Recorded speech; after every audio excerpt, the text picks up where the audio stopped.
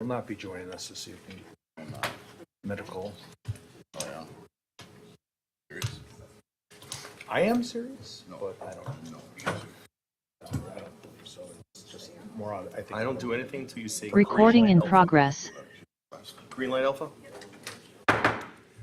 Good evening. Call to order the City of Franklin Common Council meeting Tuesday, December 19th, 2023 at 6:30 p.m. Madam Clerk, please take the roll. Mayor Nelson. Here. Alderman Hofer. Here. Alderwoman Eichman. Absent. Absent. Alderman Hassan. Here. Alderwoman Day. Here. Alderman Barber. Here. Alderman Craig. Here. Excellent. Please rise for the Pledge of Allegiance. I pledge allegiance to the flag of the United States of America and to the republic for which it stands, one nation, under God, indivisible, with liberty and justice for all.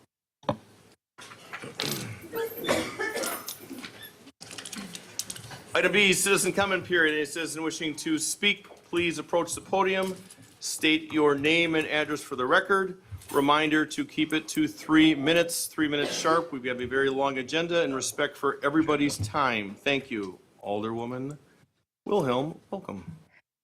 Good evening, Council. Oh, is that on? Didn't sound like it was on. Hello? No, there we go. Okay. All right. I appreciate your need for 3 minutes. I have about less than 500 words to say, and I'm hoping I'll be able to finish this and make my point. G3 is item I'm discussing. My address is 3851 West College Avenue. The public needs an impact fee study, and I'd like the council, if you could take note of the dates I mentioned. In April of 2020, the council requested the consultant review the use of transportation fees and specifically for costs with Marquette Avenue. On August 18, 2020, being on track, the consultant sent a revised draft study dated August 17, 2020 to the then Director of Administration and your still current city engineer. I have that email here. The study indicated what the council discussed for transportation fees related to Marquette, plus other useful data. The August 2020 report wouldn't be provided to the elected officials for nearly 2 years from receipt. Despite requests for the pending study, it did not get on the agenda, and funding opportunities were not given consideration, and this delay cost the city time and money. Meanwhile, engineering was forging ahead with the Public Service Commission's application for water tower, a yet determined Milwaukee water tied to associated water rate increases. The Public Service Commission's final decision letter on December 17th of 2021 required the city to adopt an updated impact fee study. On May 3rd of 2022, item G3, the presentation of the public draft for the impact fee study came before the council, again, with a suggested motion to hold a public hearing on that document. Without consulting the council or given new direction from the previous direction that was provided by the council, staff provided the council a revised study dated April 27, 2022, 2 years from the original document that the council never received, which removed the Marquette Avenue Transportation Funding language and inserted what they wanted for roads and other items, such as the yet to be decided by the council inclusion of Milwaukee Water and the DPW building expansion. Also removed or changed prior to council's review was other helpful background data related to land use, etc. Should the council be making policy decisions? I think the clear answer is yes. Should staff be making policy decisions without knowledge, input, or direction from the council? It's my strong opinion that staff should be providing choices for the council, not decisions that take the city in a different direction than the council intended to. And that was back in 2020. Lastly, not noted in tonight's G3 action sheet is that in 2022, the council did make the motion to direct a public hearing on the study and to consider input prior to adopting the revised impact fee study. You should question staff's undirected changes, what you're provided or not provided, what the Public Service Commission has been told, and what the Public Service Commission has received. We have a lot at stake with this Milwaukee Water. Alderwoman, thank you. If you wouldn't mind, it's up to you if you'd like to give that to the clerk either. Thank you. Anyone else wishing to speak at this time? Dana Gint, 9011 West Hawthorne Lane. I would appreciate that if the updates on agenda item number 1, solutions to the noise issue at the Rock, to include is if there's a special event noise monitoring committee going to be created. It is something that citizens have been asking for years, and including aldermen. For at least 2 years, we've been asking for a special event noise monitoring committee to be created to help create solutions for the noise issue at the Rock. Second question, is there an RFP being put together for an independent third-party monitoring committee being drafted for approval by the Common Council, which would be similar to what is on agenda item 16, the budget for the quarry monitoring committee is on the agenda. Is something similar being put together for an RFP for an independent company to help with the noise at the Rock? Third is the unfulfilled directives that we have submitted numerous times in writing to the Common Council to be put on an agenda. Is that going to be something that's going to be put on an agenda in January?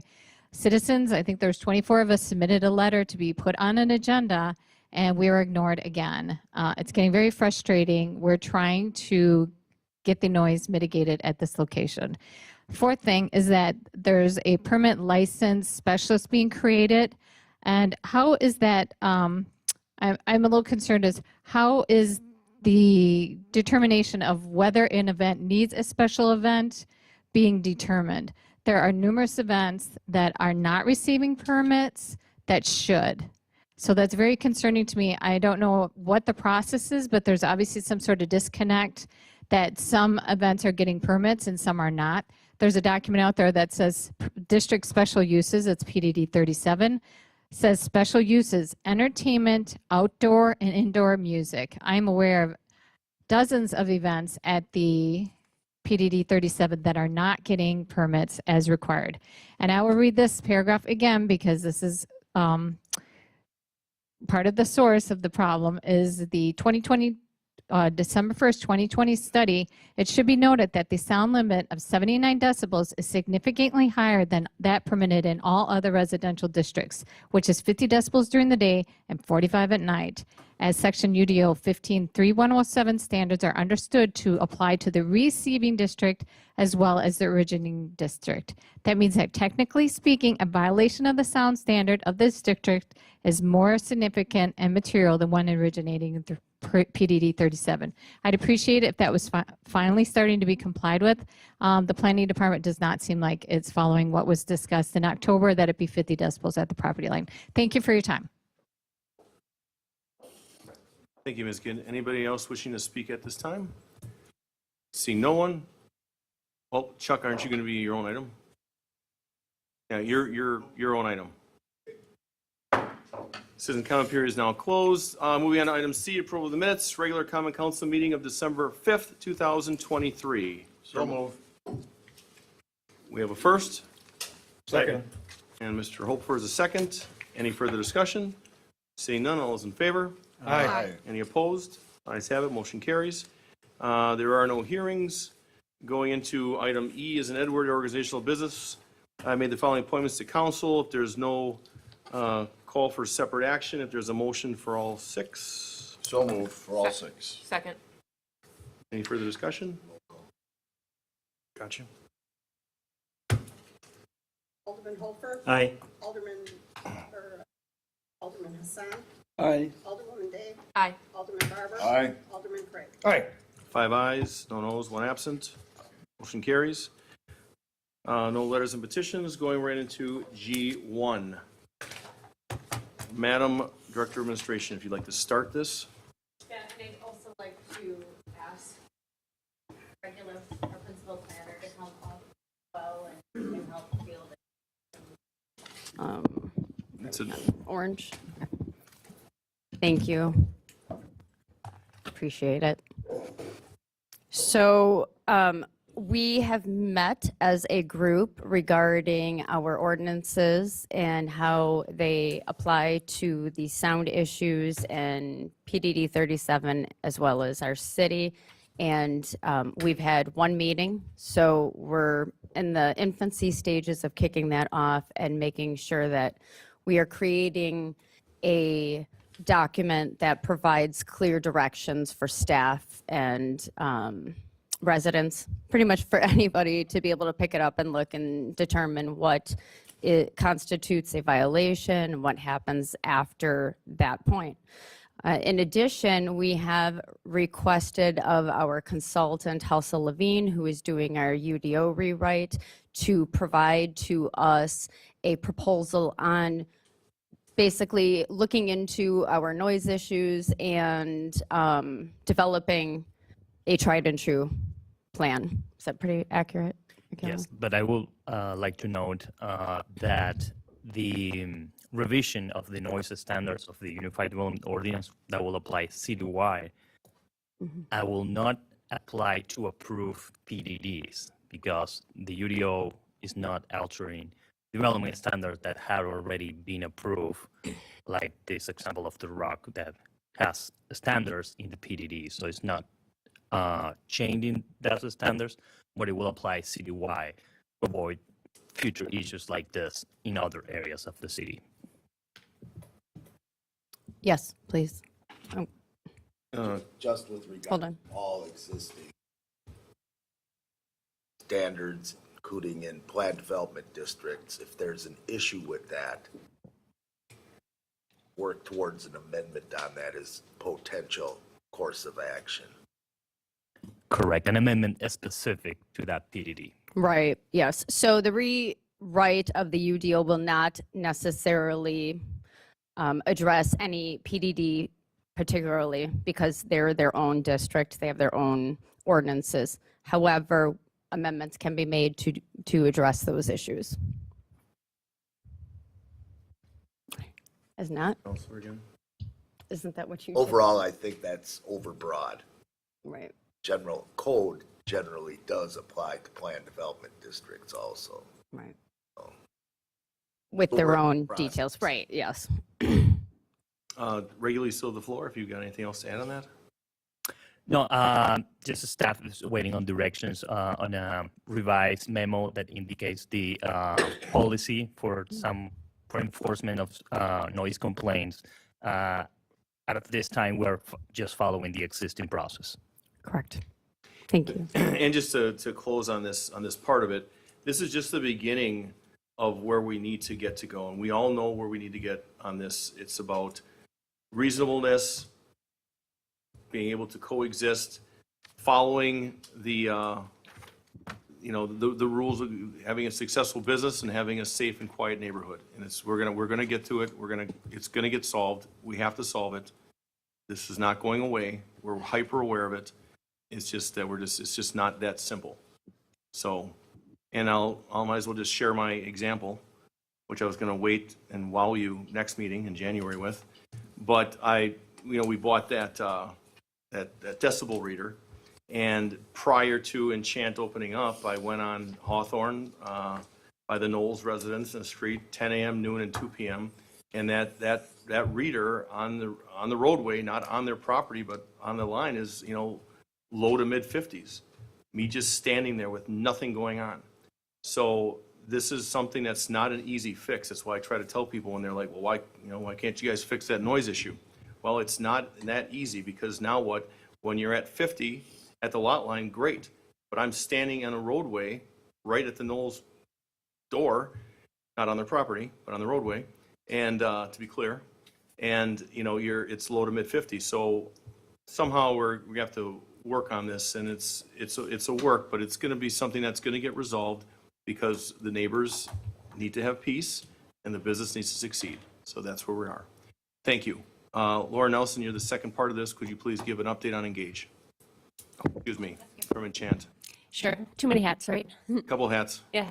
No, that's okay. So yeah, in the past, since Enchant began on Black Friday, we received one noise complaint officially, and that was on December 1st, 6 p.m. approximately.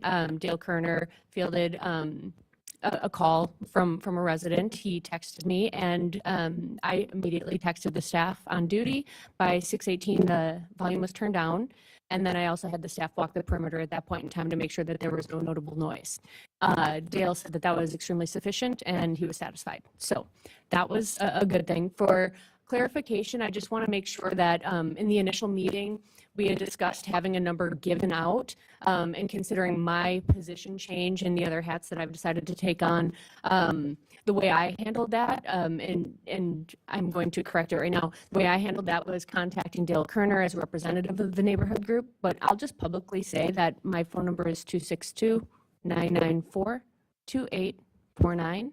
And so please feel free. I know, I'm doing it. I'm going there. Say that one more time slowly, Sure. just for any of those, because why not? I mean, hey, if you're going to put it out Doing there, it. I mean, I'm open to it. It's something I've And thank committed you. to. Yeah, I'd say it one more time slowly. sure. 262-994-2849. And I do ask that people maintain respect for times of day and so on and so forth. But I am open to fielding any issues, and I'll have a direct line to the staff at Enchant. So we'll handle any issue that we can in this time that it's remaining as quickly and efficiently as possible. And I know that I'm confident doing that because the folks over at Enchant have told me that they are waiting for my text and they are eager to respond to any issues. So hopefully that's good news for everybody here. In addition to that, some more good news. I touched base with the hotels, specifically the Hampton Inn and Suites, as they're probably the most affected property. And Jeff Glenlim has reported that it has had a very positive impact on business. Group nights only, it's approaching 150 room nights they wouldn't have had otherwise. He did not share proprietary information on transient, though he said it was very impactful and that he was thrilled that it was here, and looks forward to the impact for years to come. And then furthermore, for future updates, I've solicited the CBRE information, meaning the cell phone data information that we can receive. I didn't do it partially right here in the middle because it costs time and money and that sort of thing. But I will be able to give a full economic impact report as soon as this is complete. And then that'll have information with obviously the volume and the density of people who have come, their origin, where they've come to, where they've originated from, and then where they're going to afterwards. So we can track if they're spending money on other local businesses. And then we can run it through the economic impact calculator of Destinations International to see our full economic impact number. Well, that's excellent. And you should get an award with speed talking because Alderman Barber. Is there any initial kind of readout as far as meeting the expectations in terms of attendance? I go past it and it's very crowded, it appears. So I'm just wondering where we might be with the attendance meeting your projections or expectations at this point. From what I heard most recently is that we're trending ahead of what we expected. I did check our ticket sales this morning. It was approaching 150,000. Yeah, it's good. It's really good news. It's Say that again. approaching 150,000.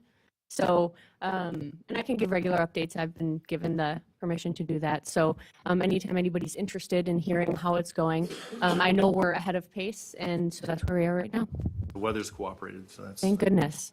Alderman Craig?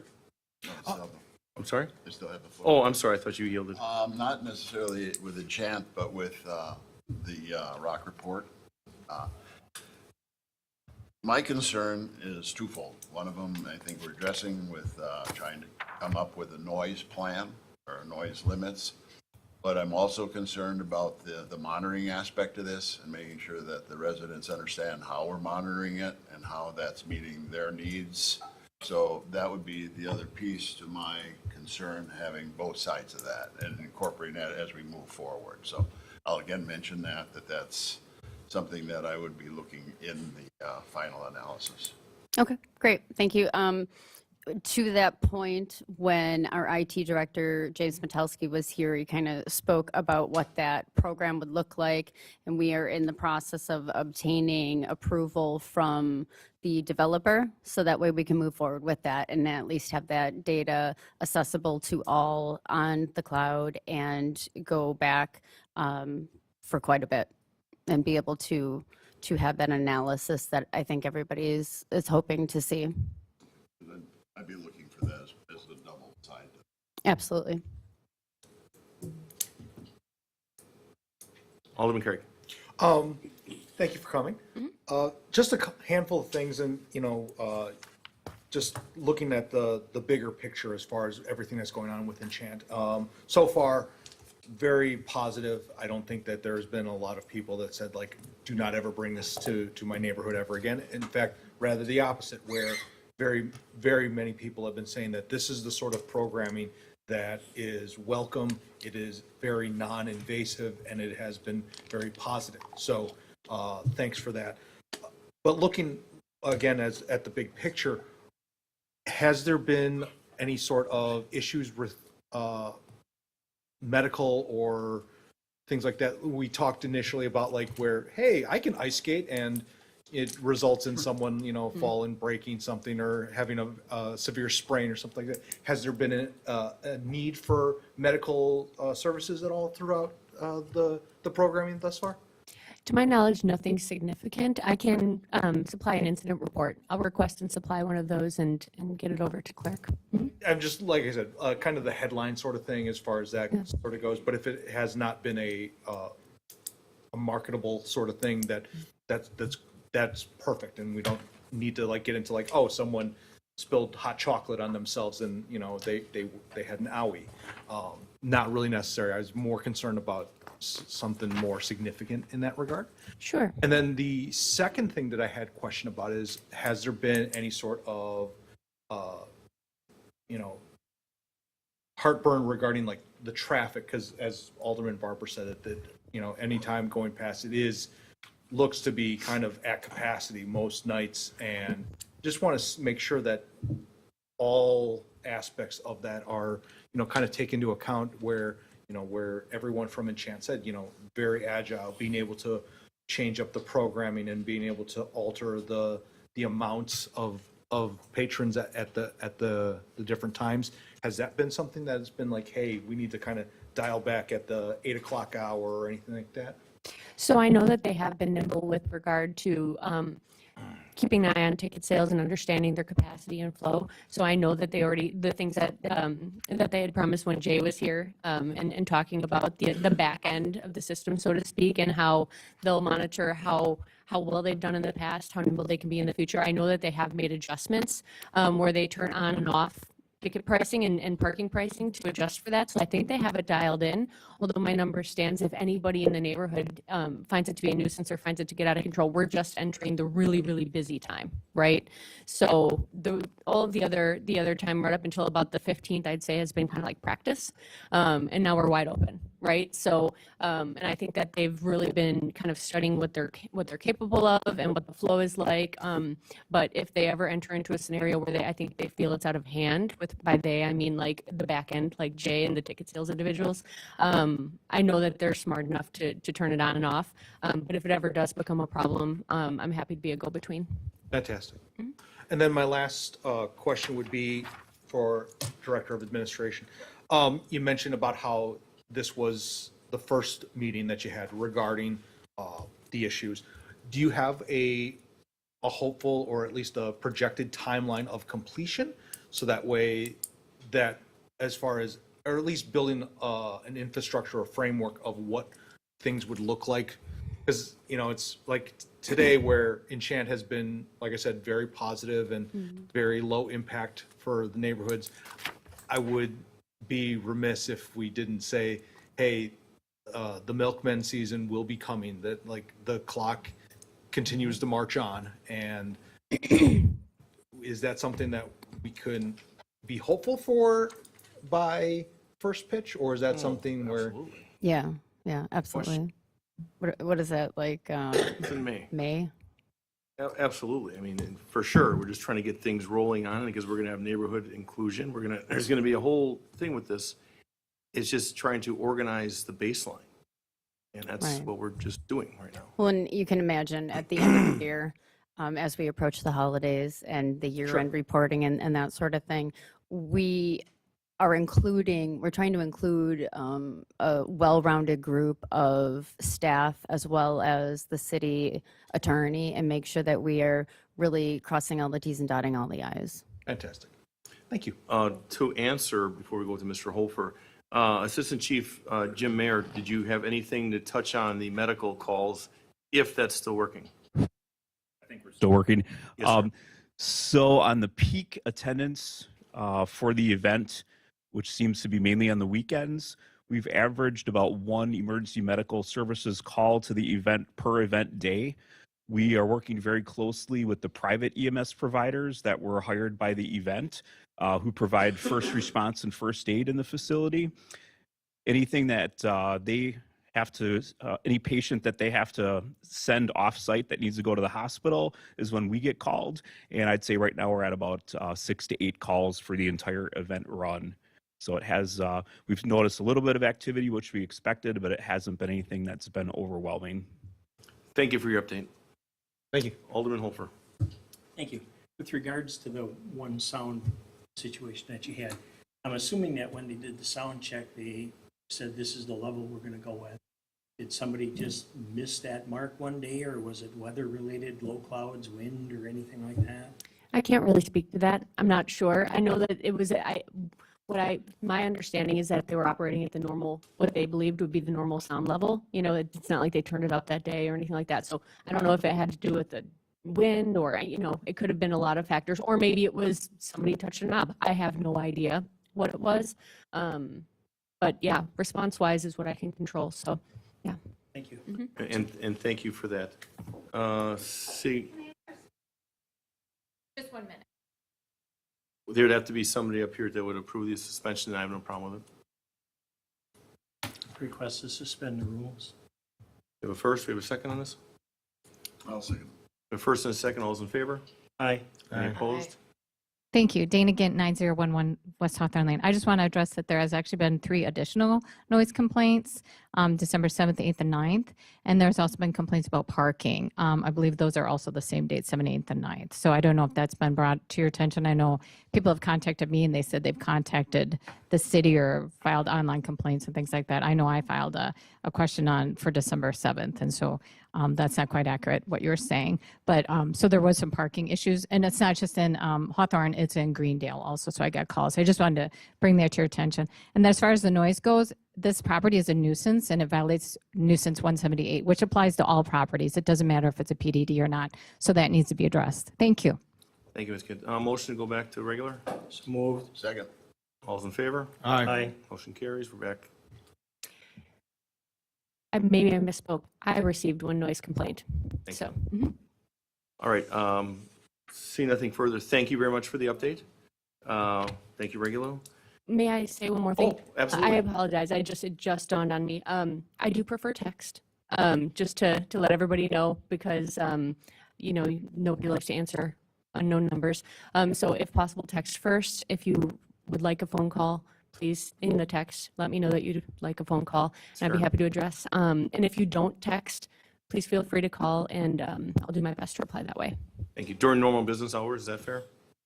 Yeah, well, I mean, Up to you. I mean, enchant hours, you know, it's difficult because normal business hours are not. when does Enchant close? Between 10 or 11. So I don't, if possible, I'd like anything addressed before 10 p.m. Before 10 p.m. Thank you very much, Laura Nelson. Much appreciated and Regulo. Moving on to item 2, Mr. Wickers, if you would please come up here. You can have a seat right here. Be comfortable. Item G2, Wisconsin State Representative Chuck Wickers to provide an update to the Common Council regarding Department of Revenue concerns. Mr. Thank you very Wickers, much. welcome, and you've got the floor, sir.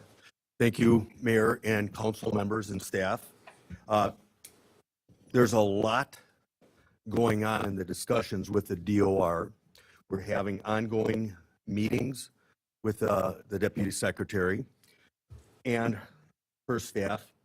And one of the things that I wanted to point out first is that anytime that a constituent or a municipality contacts my office or any of the other legislative offices, it's important for us to respond to their efforts. We weigh those efforts out and the amount of time that we're going to put in as legislators based on the complaint. Is it a complaint only because of one person, or is this a broad This issues with the DOR is a broad issue that encompasses the whole state. The DOR agrees with that.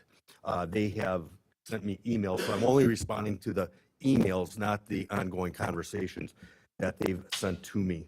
So they understand that there are complaints throughout the entire state with many constituents or municipalities on the practices of assessments. So things have changed in the last 5, 10, 20 years, how the assessments are coming into municipalities, how municipalities are handling the concerns about discrepancies within the assessment. So it's important for us and incumbent upon us as elected officials to work with the constituent groups and to work towards a remedy for those issues that they're concerned about. The DOR is aware and has acknowledged problems with assessment practices result in uniform property taxation. These are statewide and not limited to the city of Franklin. I have discussed the non-uniformity property tax problem with the Deputy Secretary of Revenue. We're working on, not myself particularly, but the legislative body is working with them. There are other legislators that have their municipalities contacting them, and they're identifying that there are questions, maybe even concerns similar to the concerns that have been acknowledged here in the city of Franklin with the contractors that are providing the assessments for the city or town or village. So we're working on that. Legislative changes could take a long time. There are some very big lifts and really big policy changes that would fix some of the ongoing and increasing problems within the assessment practices. Some of those bills, according to the Legislative Reference Bureau, can take as long as 10 years to make those substantial changes. So we're looking to make changes as we go on that are relevant and immediate. And some of them come with a cost. So we're evaluating cost and return on investment. And then there's a bill that's current. It's pretty comprehensive. It'll probably be parsed out and will probably take parts of the bill. But within that bill, there are ways that we're identifying in an attack plan with the DOR. In a lengthy conversation that we had in my office, they came with a plan that was just notes that they said, here's where we're starting. We're looking to automate to a point where it's less costly to municipalities and relieving some of the burdens on the practices of the amount of full assessments and working with the assessors to be able to span out the current practices of full assessments. And there's ways to do that, which would save everybody time and money and resources. The biggest problem that they've identified has been the change in the employee pool and resources. So as these assessors are being kind of diluted out with their employee pool to go out and continue to do the massive work that they're supposed to do, the employee pool has not only been anemic, but the people coming in are in many cases transient, where they come in, they give their best effort, and then they peter out and they go into other industries to work and realize this was not a career choice for them. Some of the legislation that is probably going to happen sooner than later is the type of licensing and training. More specifically to the legislation would be the amount of training that assessors would need to understand the law. One of the concerns is that by default, there's a time frame that assessors are supposed to get the information into the municipalities, to get to the states, be able to get the revenues to balance budgets. To get that in, they're not always following the law. That has been recognized. So how do we clean that up? And the conclusion is that it takes municipalities working with their legislators to work with the departments and the bureaucracies within the state government to be able to draft the type of legislation, get the momentum, get the encouragement and the buy-in to be able to help fix these practices.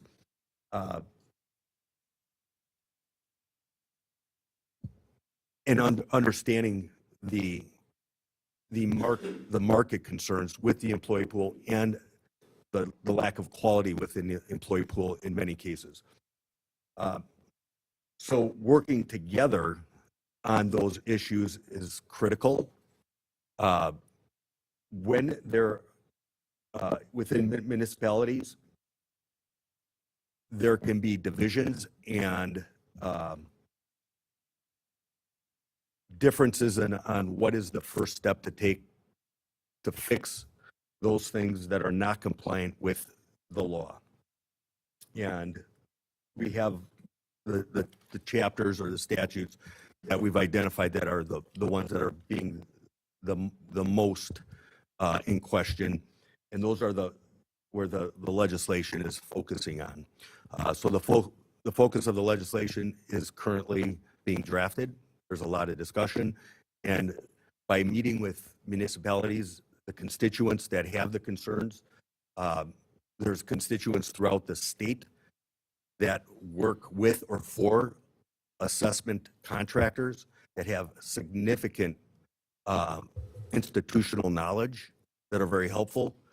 But sometimes there's the rub at the state or local levels that are causing a lack of dialogue to wrap our arms around this problem. So it is going to take some resource from the state. We're trying to minimize that. That is tax dollars that could be better used somewhere else. So we want to make sure that we're fiscally prudent on how we fix those problems that are continuing to be identified. And I want to thank anybody throughout the state that has contacted my office and my colleagues' office that are working on these issues as well. Not everybody in the capitals understands how what a big problem this is throughout the state, but I'm thankful to those constituents that are in municipalities, cities, towns, and villages, especially the towns and villages.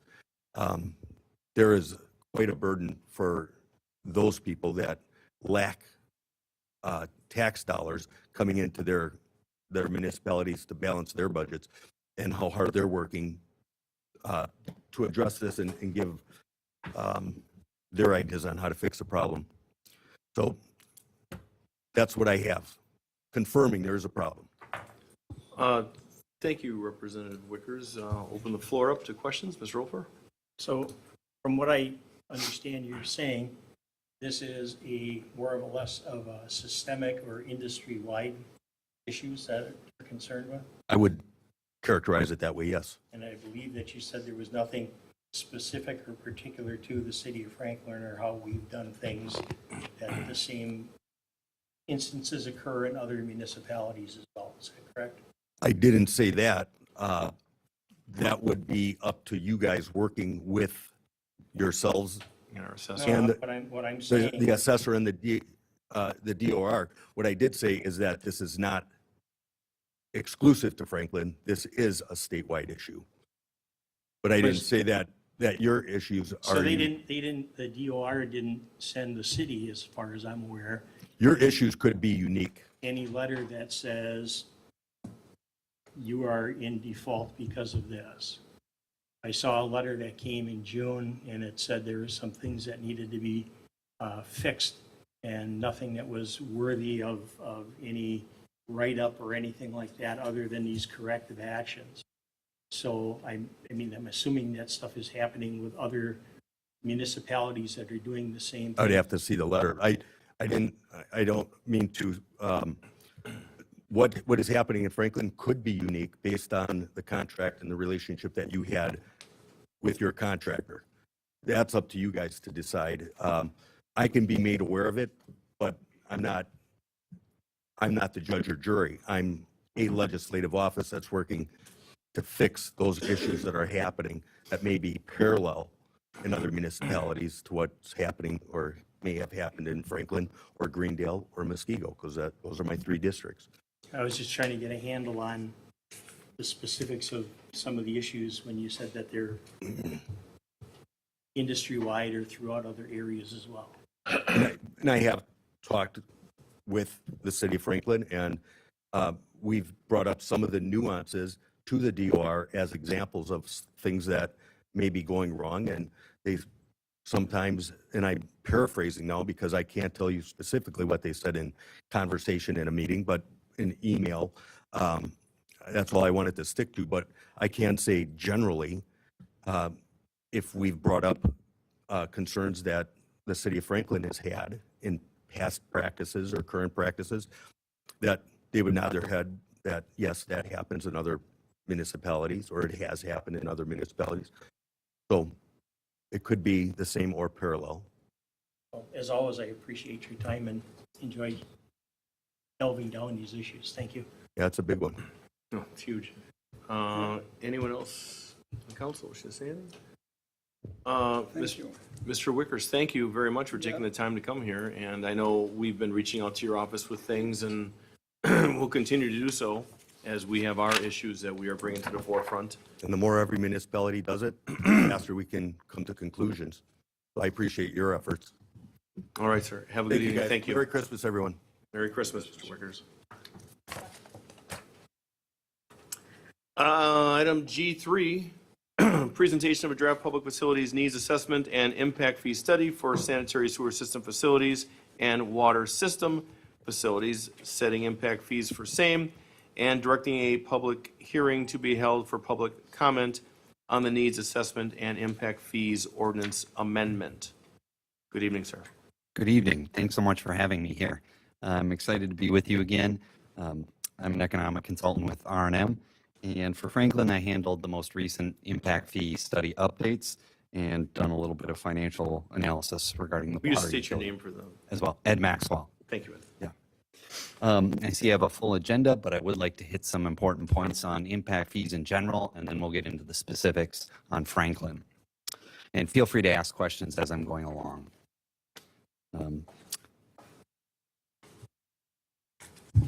So I want to start with a couple of foundational pieces about impact fees in general to make sure we have a shared understanding as we move forward of what impact fees are and what they can and can't do. So let's start with what they are. They're charges paid to cover infrastructure to serve new growth. The impact fees pay for facilities to serve new development or redevelopment. These fees were created by the legislature as a way to enact the principle growth pays for growth. It reduces the burden on existing taxpayers for that infrastructure designed to serve new growth. There are some things that it cannot pay for per the state statutes, however. One is operations and maintenance costs associated with any of these facilities or any other facilities. They also can't pay for any vehicles for any department. And they also can't pay for replacements or repairs to existing facilities or for brand new facilities to serve your existing populations. All of those are collectively referred to as existing deficiencies. And they also can't pay for any facilities that serve growth beyond your forecast period, which is generally the next 20 years. Those are sometimes referred to as excess capacity. Now, you can charge anyone who will benefit from these facilities and impose the need for these facilities. So the departments that we're looking at, water and sewer, these can be charged to homes, apartment buildings, businesses, industries. So those are all eligible to be charged for these fees.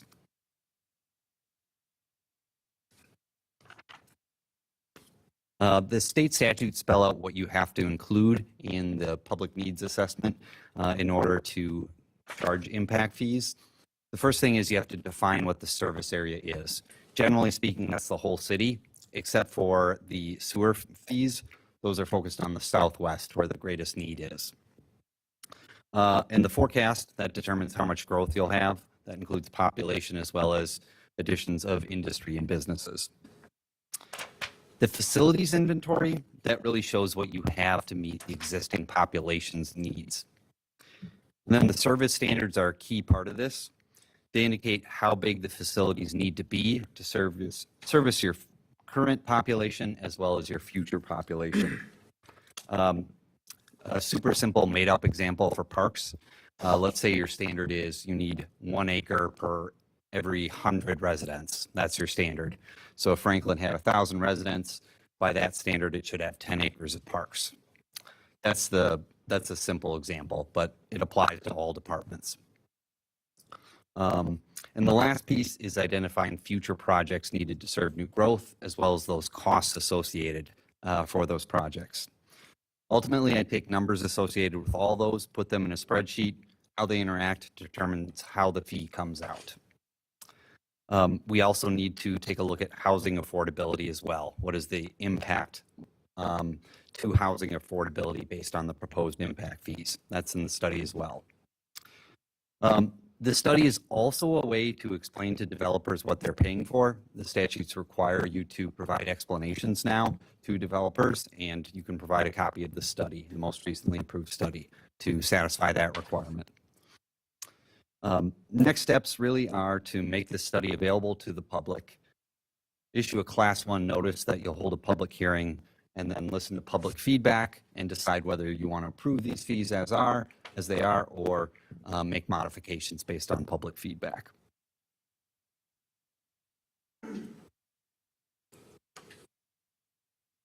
And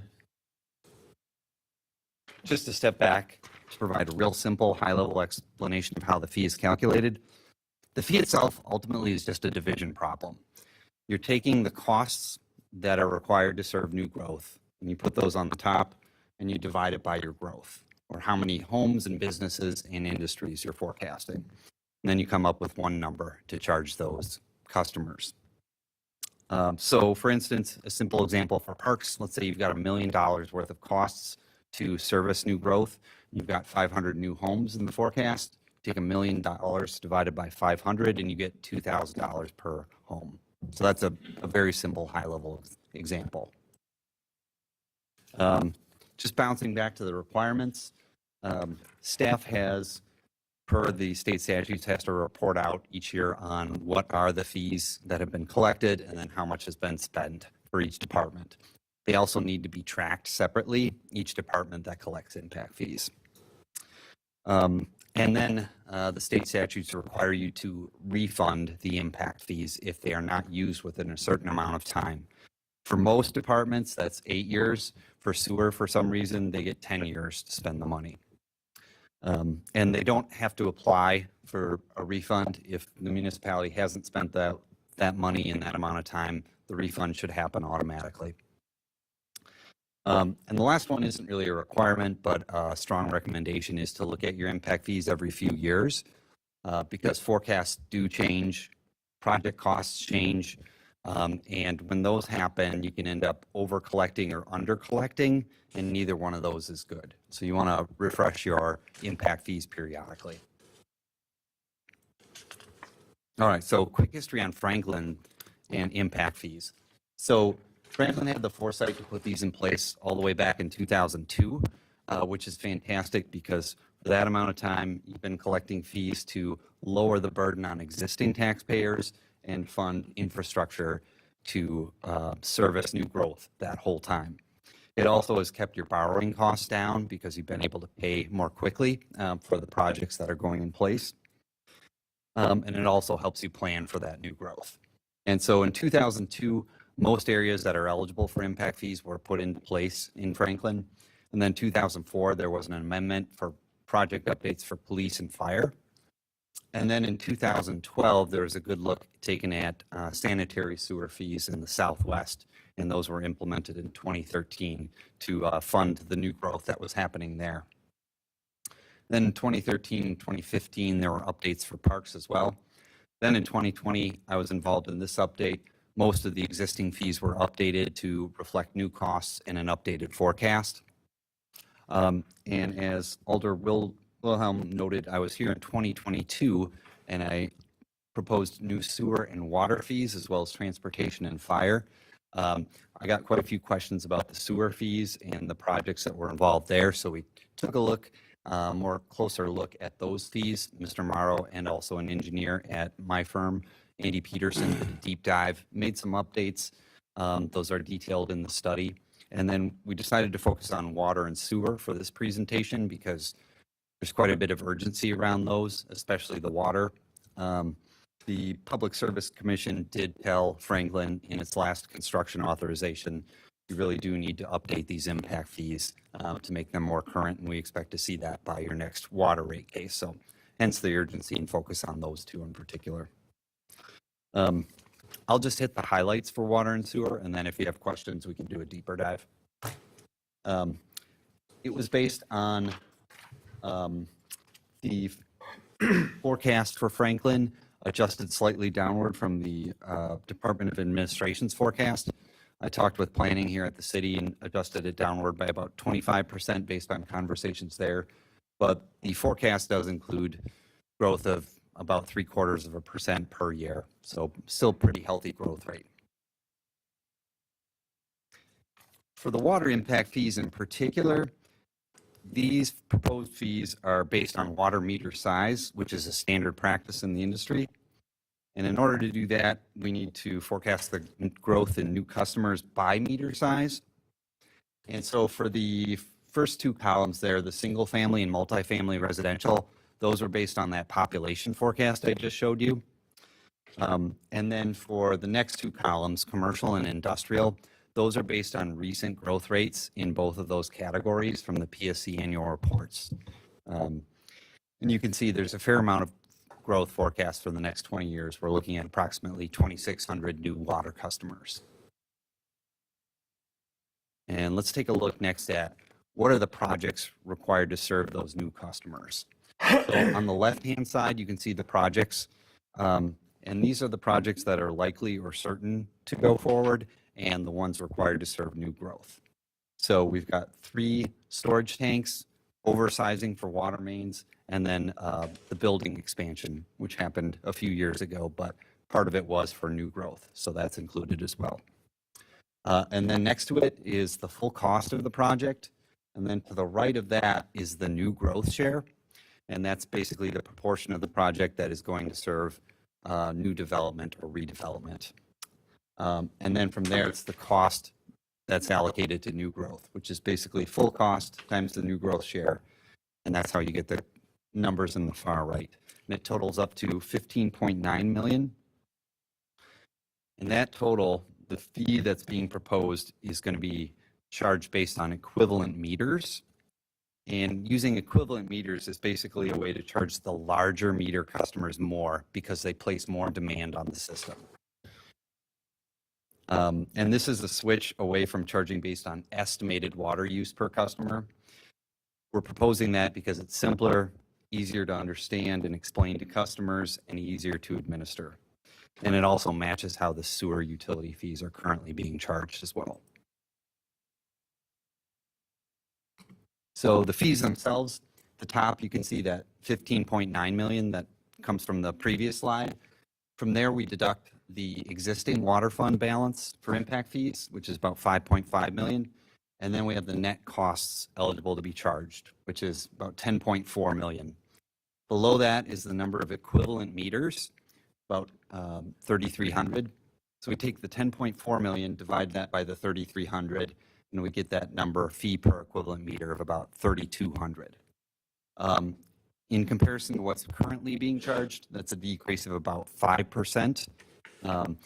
And the reason that's changing is there was a decline in how many meters were forecast, but that was offset by how much currently sits in the fund balance right now. So that's how it ends up to be approximately the same. Yeah, I know that was a lot. Any questions before we move on to sewer? Yeah.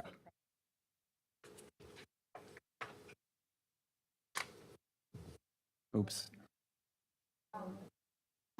Roll that little. Oops. Wrong way. Oops.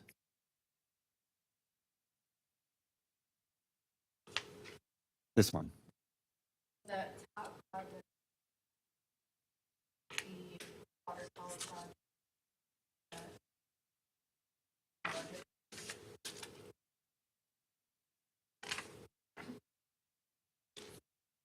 If both of you could please speak into your microphones, because we've got like whispers going on. The current water tower project is the first Lover's Lane elevated storage tank. Okay, then that answers my question. Thank you.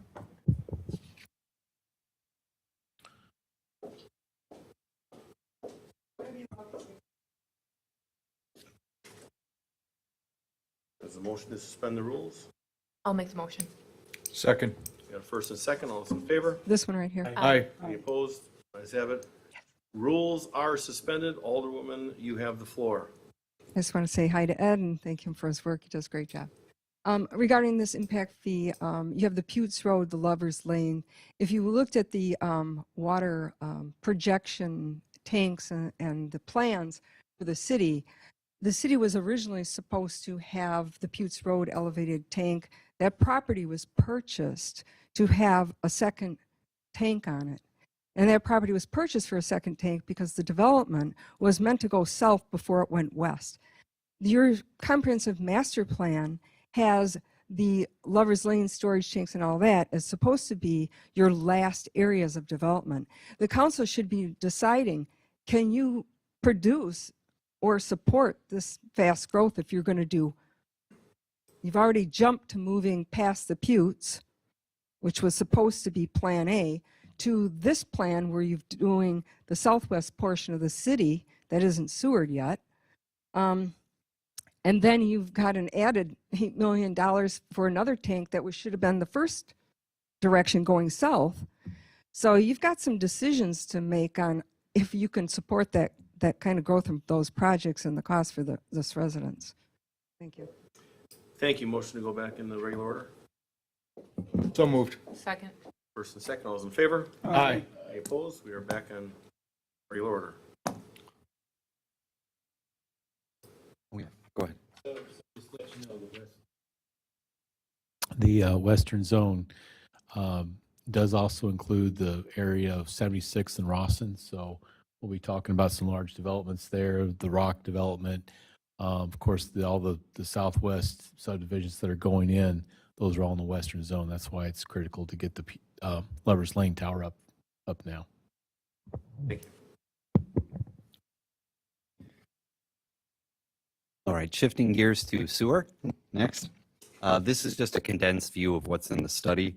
The study shows all the mains needed to service new growth in the southwest. This just shows the total cost that needs to be recovered with impact fees, which is the number on the right, all the way on the right there, the $12.7 million. As I mentioned before, I made some updates since I was here last time in conjunction with Mr. Morrow and Mr. Peterson from my firm. The resulting changes weren't significant in terms of the cost impact. It was about 12.8 million last year. Now it's about 12.7 after all the changes have washed through. What I'd like to do next is show you the calculation of the fee, which is similar to how it's calculated for water.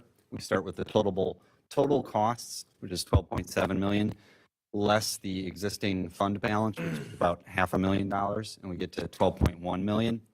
Then we divide it by the equivalent meters. You'll notice this number is lower than the water number. That's because it's focusing only on growth in the southwest, so it excludes growth happening in the rest of the city. And we get to a fee of roughly $4,300 per equivalent meter. This is an increase over the current fee of about 15%. While some of the project costs have fallen, the forecast for meters has fallen even more. So it's more cost spread out among fewer potential users to be charged, hence the increase. In context of your total impact fees, it's not a huge difference though, and I'll get to that in a minute. But first I want to show kind of how things rack up for Franklin in comparison to some neighbors. I do want to preface this by saying I don't put a ton of stock in comparisons for impact fees because there are a lot of different ways to capture costs for new growth. Impact fees are one of them, so it can be misleading by just looking at impact fees, but folks do like to see these numbers, so I did include them.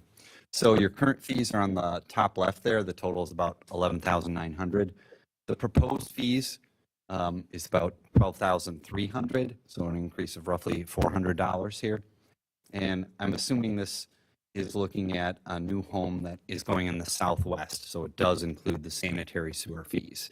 If it was outside of that area, it wouldn't include those fees, and it would be significantly lower. From there, there's a wide range of fees. Muskego has about 4,000, Oak Creek about 4,000 as well, New Berlin close to 2,000, Menominee Falls 9,600, Greenfield only 1,800. But again, just want to note there are a lot of different ways to capture costs, developer agreements, TIDs, so on and so forth. But this does give you an idea of impact fees in particular. Just to summarize, how does this look big picture for Franklin's impact fees? The first row there is total of proposed fees. That includes the water and sewer along with your existing fees. So what does the total look like? And that's the 12,300 roughly that you saw on the previous slide. Then below that is the total of all your existing fees, which include your existing water and sewer fees, which is the 11,900 from the top right on the previous slide. And you can see the change both in dollar amounts and then percentages below that.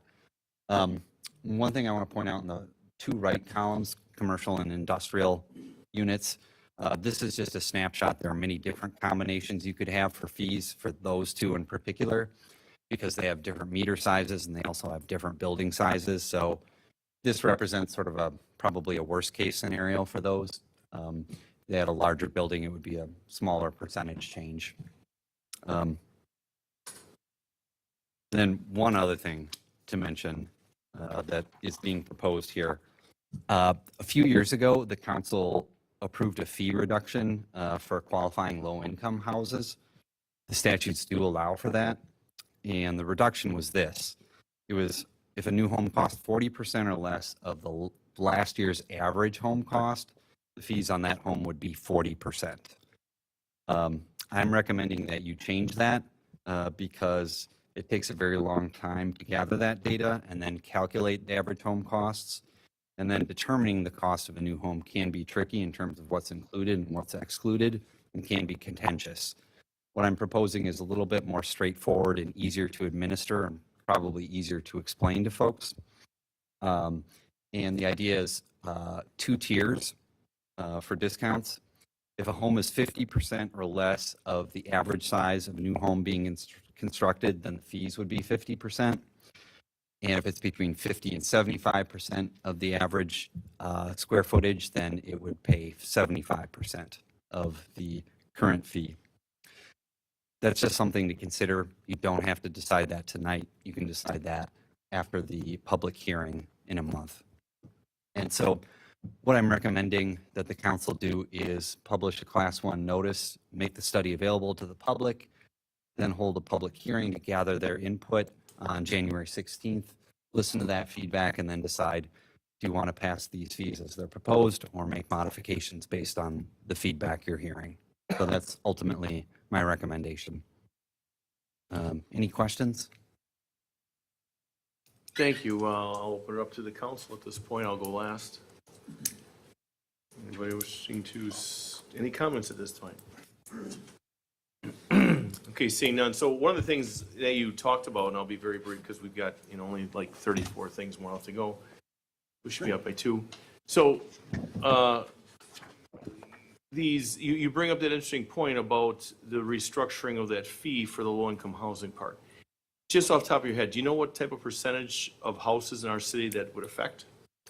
I don't recall off the top of my head. I wouldn't hammer you on it, but is it something substantial enough that we need to address it that way? I mean, if it's, because I'd like to know that on the 16th. Yeah. So when January 16th comes, that'd be something nice to know. So if we are looking at doing some sort of fee restructuring, we'll know more of an impact and with actual numbers, or as close as you can get. Thank you. Alderwoman Day, did you have something? No. All right, thank you very much. Thank you. Have a great night, Well everyone. done. Moving on, item, Oh, yeah, to approve the holding of a public hearing and on the 16th, just to make a motion to move forward with the hearing on the 16th. Is there a motion for the action sheet? So move. Second. We got a first and a second. See no further discussion. All those in favor? Aye. Any opposed? Ayes have it, motion carries. Thank you. Moving on to G4, a resolution imposing conditions and restrictions for the approval of a special use amendment for a fence, wholesale, and distribution use with indoor and outdoor storage, light fabrication, and office use upon property located at 7407 South 27th Street. Mr. Helco applicant, Mr. Fuchs. Yes, as you stated, it's a special use amendment. Master Helco, they're a fence wholesale distribution company. They'll do light or fabrication of gates at this location. And they'll have outdoor storage to the west of the main building. The Plan Commission did recommend approval. There was one no vote. And in front of you too, there should be the responses by the applicant for the special use standards. So sorry to get you those last minute. Master Helco would be amending the special use originally granted to Platt Construction for an outdoor construction yard and storage in conjunction with an office building and indoor storage building. They estimate that they'll have 12 to 15 employees. Hours of operations are from 7 a.m. to 4:30 p.m. Monday through Friday. They are not open to the public generally. I also wanted to note, just so the council is aware, that the Plan Commission also approved a site plan amendment for proposed changes. They want to add for the 27 stall parking lot in front of the building. They're adding landscaping, parking lot and building lighting, a stormwater pond, and then also crushed gravel and concrete within the existing storage area. So staff's recommending approval with two conditions: that the outdoor storage be limited to the fenced-in concrete and gravel area and be kept in an orderly manner, and that no overnight parking of commercial vehicles be allowed outside of that storage area. And before we go into Alderman Day, and the applicant's okay with that? As far as I'm aware, yes. Okay, Alderman Day. Thank you. And again, thank you, Nick, for supplying all the additional information for my questions today. So I want to talk a little bit about the 27th Street design overlay process, and understanding, of course, that this particular establishment is not changing its use, it's not changing its footprint. So in that regard, a lot of this is sort of a moot point. However, I wanted to draw attention to page 5 of that document for architectural requirements, and on that, number 10A, for external storage. It says the external storage of merchandise and/or materials directly or indirectly related to a business is prohibited unless identified on an approved site plan and fully screened. And we talked about this a little bit at Plan Commission, and then there was some, back and forth about semantics and whatnot. You can see on the diagram that's in our packet where this is located. The picture is in black and white, but I can speak to this a little bit. To the north of the property, it abuts the Statesman apartment complex, and that area is fairly lush with trees and brush and whatnot. There is a chain link fence along that side of the property, and in your packet, I believe that is the picture that was supplied. Was that side, I'm guessing. But my concern is that the picture is from, you know, summer, spring, whatnot. It's very full of leaves and lush. Well, you know, 3 to 4 months out of the year, we don't have leaves. And I did receive a couple of calls from people who live in some of the buildings at the Statesman that are the closest to this property line with concerns about what they would be able to see inside there once the leaves had fallen or once, if any of that brush were ever to be removed. Likewise, on the south side, again, a chain link fence right next to the Northwestern Mutual property, but the foliage there is not quite as thick, and there are places where it does appear that you can see through. So I guess I'm asking again if there is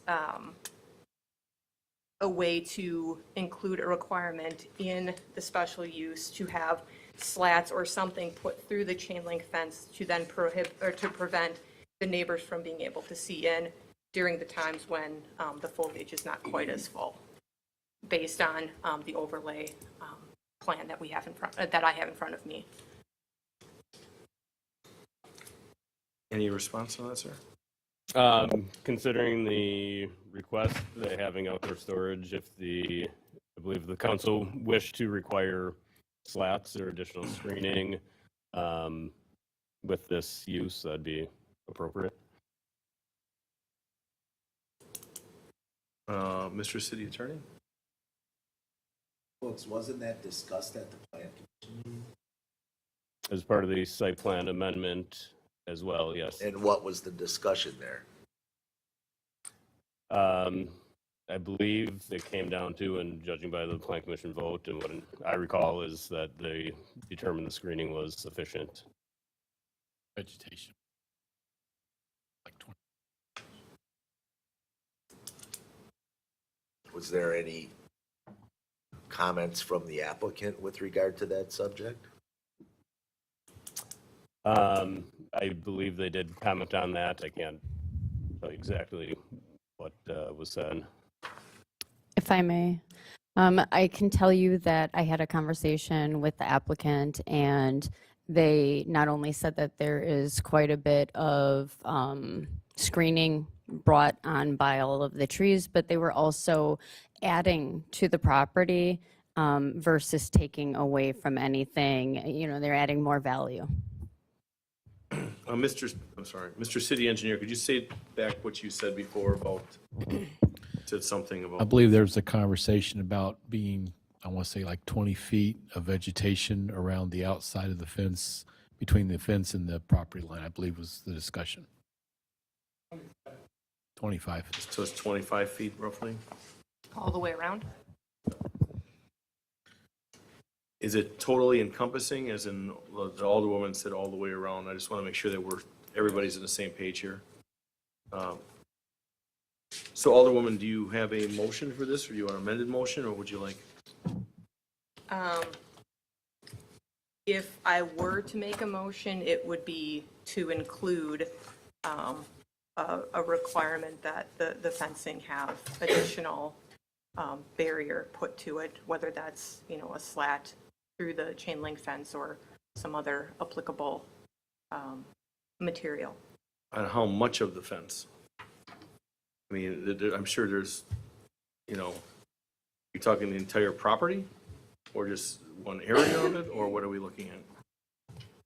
I mean, just like what was shown, I'm just trying to be exact as possible for a motion so this can move. Because there's a motion as it sits here, if someone's willing to make that motion, but I'm looking for you as the alder of the district to support the project, work with the vendor and applicant, and somehow come to a I resolution. am more concerned with the south side of the property that faces the Northwestern Mutual lot than the north side. The aerial of that area does make it appear that the vegetation is not quite as thick as on the north side. Okay, so, well, I'm going to ask, excuse me, so would your motion, well, first of all, is the vendor?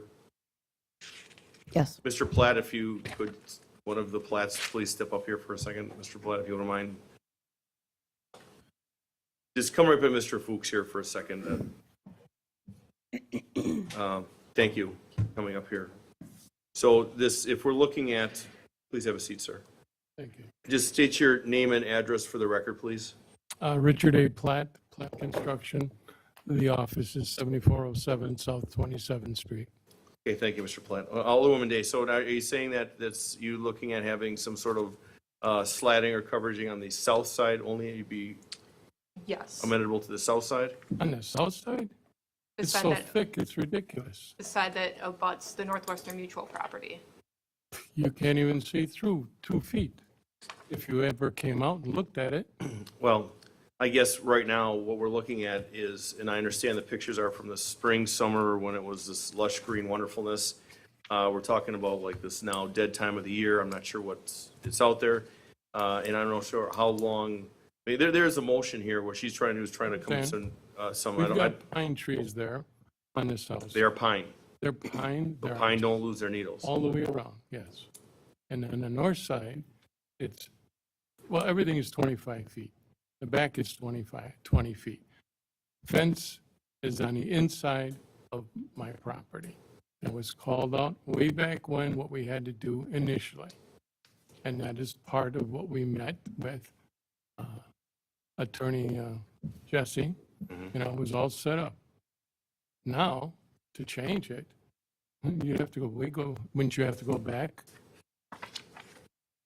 Well, I guess this, And right now, besides, what's in front of us right now are the changes, and to move forward, there are some, stipulations. Is that your land, that the 25 feet of trees Yes, is on? it's All the you- way around? The restrictions were we put the fence inside 20 to 25 feet, okay? We did it 25 feet, okay? We planted, I don't know how many trees were called for, because it was an old farm back then. All the trees that are around the property, we put in the 25 feet restrictions that I had to do back in 1992 or 3. I mean, it is solid. Thank you. Alderwoman Day, you still have the floor. Yeah, I mean, and as I said to you at Plan Commission, I'm one person, I'm one vote. There are six of us, Understand that, six of us but- up here. That's the amended motion I would like to make. If there's not a second and it dies, it dies. So your motion would be what sits with the addition of putting some sort of, I'm sure there's an industry term for it, that, what's that? Slats? Slats on the south side of the property. If I may may suggest something, those trees all the way around have been growing for over 30 years. So the height of those trees are roughly 30 to 40 feet high. The fence is only 6 plus the, what do you call it? Barbed wire on top. So basically you got an 8-foot fence and you got 30 feet of trees behind that, minimum. Some are even taller than that. And the apartment building is a 4-story apartment. That's even, it's there. Which Okay. should have never been there in the first place, but that's a different subject. We call those sidebars. So Alderwoman Day, you've got the floor to make an amended motion if you wish. Yes, that was my motion. To put the slats on the On south the side. south side, that is correct. Okay, that is your motion. Is there a second to that motion? I'll second. So we have a first and a second. Any further discussion? Seeing none, all those in, actually, let's do a roll call on this one, because I have a feeling. Alderman Craig. Aye. Alderman Barber. No. Alderwoman Day. Aye. Alderman Hassan. No. Alder. No. So we have 2 ayes, 3 noes. Now, are we going to go back to the original motion, because that motion fails? So now we'd like to go back. Is there a motion that's on this current G4? Someone move. So we have a first on that? Second. We have a first and a second. We will now go through a roll call vote on this one. Madam Clerk. Alderman Hofer. Aye. Alderman Hassan. Aye. Alderwoman Day. No. Alderman Barber. Aye. Alderman Craig. No. 3 ayes, 2 noes, 1 absent. Motion carries. as stated. Thank you. Item G5, an ordinance to amend the Unified Development Ordinance text at Table 15-3.0603, Standard Industrial Classification Title Number 8041, Offices and Clinics of Chiropractors to allow such use as a special use in the M1 Limited Industrial District. Eli Glander, Glander Family Chiropractic is the applicant. Mr. Fuchs, I'm assuming you're going to Yes. this one? And no, this is also related to the next item, but this is the application that would change the text in the use table of the UDO. Currently, the M1 district does not allow 8041, the offices and clinics of chiropractors. This would simply put an S in that table to allow it as a special use. The Plan Commission recommended approval, and staff is also recommending approval. Thank you. Any discussion? Is there a motion on this? So moved. Second. We have a first and a second. All those in favor? Aye. Any opposed? Ayes have it. Motion carries. Going on to item G6. Resolution imposing conditions and restrictions for the approval of a special use for a chiropractic office and services business use upon property located at 11217 West Forest Home Avenue by Eli Glander, Glander Family Chiropractic, applicant ACG Acquisitions Number 10 LLC, doing business as Anderson Commercial GRP property owner. Mr. Fuchs, you still have the floor. So Glander Family Chiropractic applied for a special use. The Plan Commission recommended approval at their last meeting. The applicant is looking to operate their chiropractic business out of Unit 3 of this building on Forest Home Avenue. The tent space is about 2,000 square feet. Staff finds that there's sufficient parking. The hours of operation do vary, but they've stated they don't typically begin earlier than 9 a.m. and no later than 7 p.m. There are no exterior building or site changes proposed, and staff is recommending approval. Thank you. Any further discussion on this? Is there a motion? to approve? We've got a first and we've got a second. All those in favor? Aye. Aye. Any opposed? Ayes have it, motion carries. Thank you. Item G7, a resolution to amend resolution number 2022-7873, imposing conditions and restrictions for the approval of a special use for a condominium complex development use upon property located at 12000 West Loomis Road. Stephen R. Mills, President of Bear Development LLC, applicant Boomtown LLC, property owner. Mr. Martinez, welcome. At the floor. Thank you. I will provide the highlights, and if the council has questions, I can provide further information. So this is an amendment to a special use that was previously approved for 13 duplex. And now the request is to change from 13 duplex to 13 single-family homes, according to the applicant, to change in market conditions. The Plan Commission recommended approval, and one condition was added based on the motion from the Plan Commission, that is the condition of approval number 5, that the utility plans should be submitted to the engineering department depicting the changes from 13 duplex to 13 single-family homes. I'm happy to answer any questions that you may have. Any questions? We have a motion. So moved. We have a first, Mr. Holfer, second, Mr. Craig. Actually, go flip-flop. Craig and Holfer, District 6. Proud District 6. All those in favor? Aye. Any opposed? Ayes have it, motion carries. Excellent. Thank G8, you. a resolution imposing conditions and restrictions for the approval of a special use for a drinking place without drive-through facilities, use upon property located at 10064 West Loomis Road. Randy Larson on Cloud Wine, applicant Park Place Holdings, property owner. Good evening. Hello, how are you? This is for a wine bar. So Mr. Larson has a vineyard in Norway, Wisconsin, and wants to have, thank you, a place where he can sell his wine. Could you please bring it closer? or bring it closer to you, or louder, or the combination of both. All right, I will talk louder. So this is a wine bar in the multi-tenant space in PDD 26. This was just in case you have questions. Sure. Sorry, Are there any questions from the floor at this point? Is the applicant here too? Okay, that's Yes. fine. Just greeting you, sir. Any questions right now from members of the council? No? Is there a motion? Move to approve. Second. We have a first and a second. I would abstain. Okay. So why don't we do a roll call on that? Alderman Craig. Aye. Alderman Barber. Aye. Alderwoman Day. Aye. Alderman Hassan. Abstain. Alderman Holfer. Aye. 4 ayes, 1 abstention, 1 absent, motion carries. Thank you. Well done.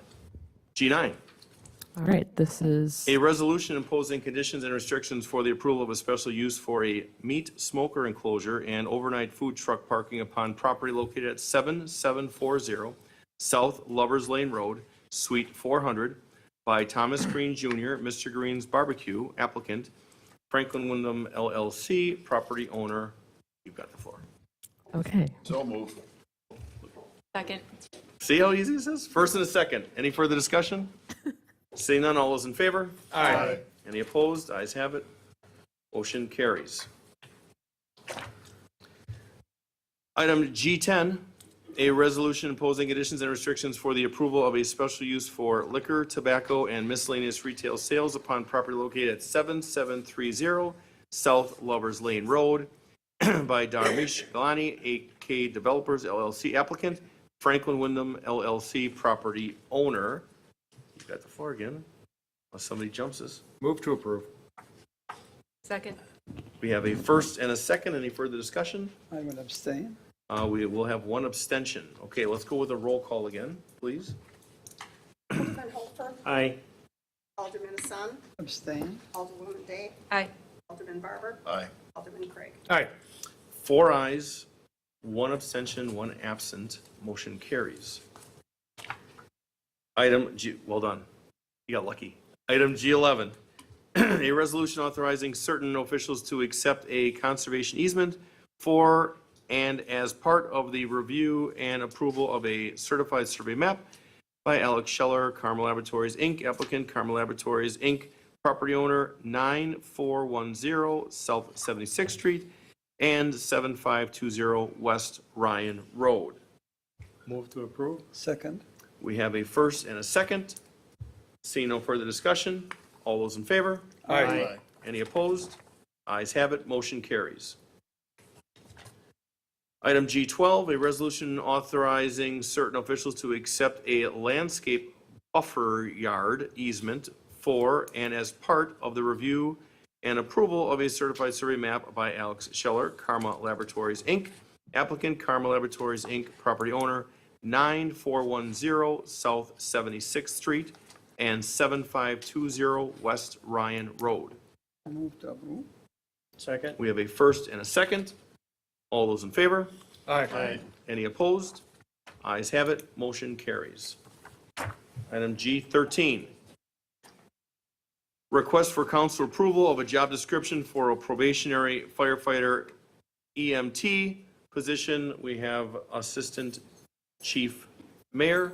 Officer, thank you very much. You're excused. You've got the floor, sir. Real quick highlight on this. This was discussed at Personnel Committee last evening.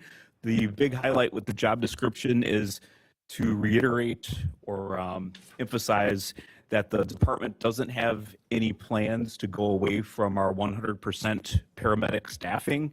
However, the job description will allow us to use it as a recruiting tool to target candidates that are currently attending paramedic school at one of the technical colleges to hire them when they have their basic firefighter and emergency medical technician certifications. So we would be able to begin using them in the field, and then they would be required to complete paramedic certification and their fire training within 18 months. So they would be at the standard of all the rest of our employees. Move to approve. I second. A first and a second. Seeing no further discussion, all is in favor? Aye. Any opposed? Ayes have it, motion carries. Excuse me, item G14, the fire department is seeking council approval and an emergency contingency appropriation and budget amendment for unexpected engine repairs to paramedic ambulance med 112. Chief. Again, end of the year, we had some unexpected mechanical problems with our fleet to take care of. This appropriation would allow us to assure that we would have a frontline paramedic ambulance in service at all 3 of our fire stations. It was a significant repair that was not expected, so we're requesting contingency funding. Madam Director of Finance, any comment on that? Other than the miscommunication of a budget amendment coming forward tonight, I will have it at the next meeting. Move to approve. Mr. City Attorney. Suggest that the motion be subject to the approval of a budget amendment at the next common council. Fair enough. Is that your amended motion, Mr. Barber? Yusuf had the motion. Is that your amended motion, sir? Yeah. Okay, it's amended first, amended second. Any further discussion? Seeing none, all those in favor? Aye. Any opposed? Ayes have it, motion carries. I was gonna say, is that roll call for the next meeting or just roll call for this one? Oh, it's for the next meeting. Yeah, next meeting roll call. For the actual budget amendment. Exciting. Thank you. Item G15, request council approval to authorize a budget modification amendment to encumber funds allocated in a 2023 capital outlay funding for replacement source capture diesel exhaust systems to the 2024 budget. Chief. This basically is a request to move some capital funding, which is a match for a federal FEMA grant that we received last year for a exhaust system replacement at all 3 fire stations. The project has not moved as fast as we had liked for many reasons. We are still eligible to receive the funding through the federal government. Just a matter of getting the project bid out and completed in early 2024. Mr. City Attorney. Same recommendation as the previous item, that motion on the action sheet be stated, and that's subject to approval of a budget amendment for this subject item at the next common council meeting. So move. Second. We have a first and a second. There will be no roll call until the next meeting. All those in favor? Aye. Any opposed? Ayes have it, motion carries. Thank you, Chief. G16, review of the professional services agreement between the City of Franklin and Stantic Consulting Services, Inc. for quarry monitoring services for calendar year 2024. Mr. Barber? The Quarry Monitoring Committee recommends that we proceed with this, so I will make the motion to approve the Quarry Monitoring Professional Services Agreement for calendar year 2024. I'll second. We have a first and a second. Seeing no further discussion, all those in favor? Aye. Any opposed? Ayes have it, motion carries. Excuse me. G17, a resolution to be compensated $250 by Wisconsin Department of Transportation for 50 square feet of a temporary limited easement at 7979 West Ryan Road, tax key number 896-9990001. Mr. Morrow. Sorry to wake you. 17, yes, sir. Oh, it's, I see GEM on the bottom, so. So DOT is doing excuse me. DOT is doing a project on Ryan Road, St. Martin's Road, up to excuse me, from South 60th Street over to Lover's Lane. And as part of the project, they need a little bit of temporary easement at the corner of 80th Street and Ryan Road, which is basically the front yard of the DPW facility. So there's 50 square feet. They're going to offer round up to $250. I think we can pay off all of our loans. All right. All right. Thank you. Is there any further discussion? Is there a motion on this? So moved. Second. We have a first and a second, Mr. Hassan. Seeing no further discussion, all those in favor? Aye. Any opposed? Ayes have it, motion carries. G18, pathway options for a Wisconsin DOT project on South Lovers Lane, US Highway 45, from West St. Martin's Road to West Rawson Avenue, County Highway BB. So this is a situation where DOT is looking ahead on their next project, so they're going to pick up where the last project leaves off and start it along Lovers Lane from St. Martin's and go all the way up to Rawson. We have an option. We can put it on the east side or we can put it on the west side for these different segments. And they've also given us an option of a rural section or an urban section.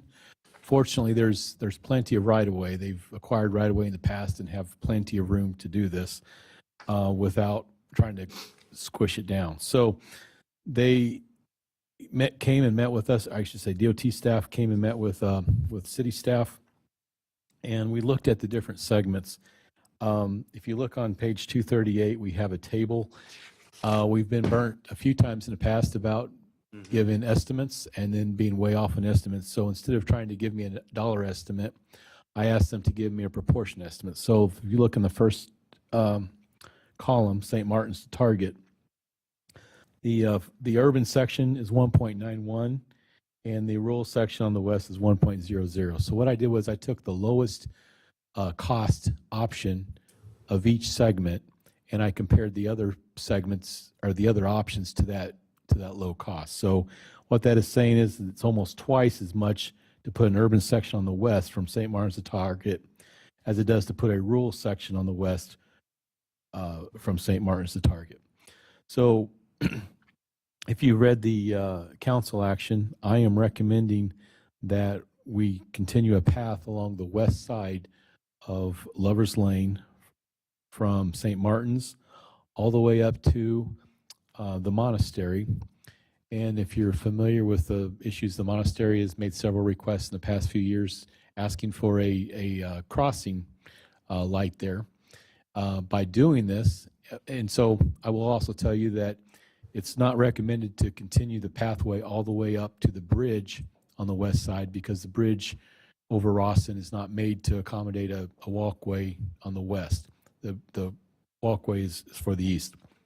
So by doing this, one, I've picked the least cost options all the way up through there, but I've also helped warrant a crossing signal, if you will, flashing lights so that the monastery can also use this crossing when they cross from one side of Lovers Lane to the other, and I think it's a good option. So they are asking for a recommendation, and they do intend on putting this in a public meeting on January 30th from 4 to 6 p.m. at the Franklin Public Library. All are invited. We put the bad key notice on it. And DOT will be there to show the plans. And based on your decision tonight, they will show the sidewalk in the appropriate location. The thought is, why would you not put a sidewalk up on the east side, since that's where we're putting a park?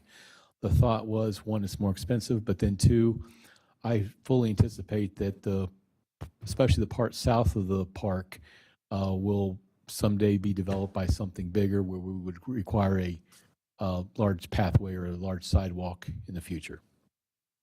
Thank you. So your recommendation again is to go with option A?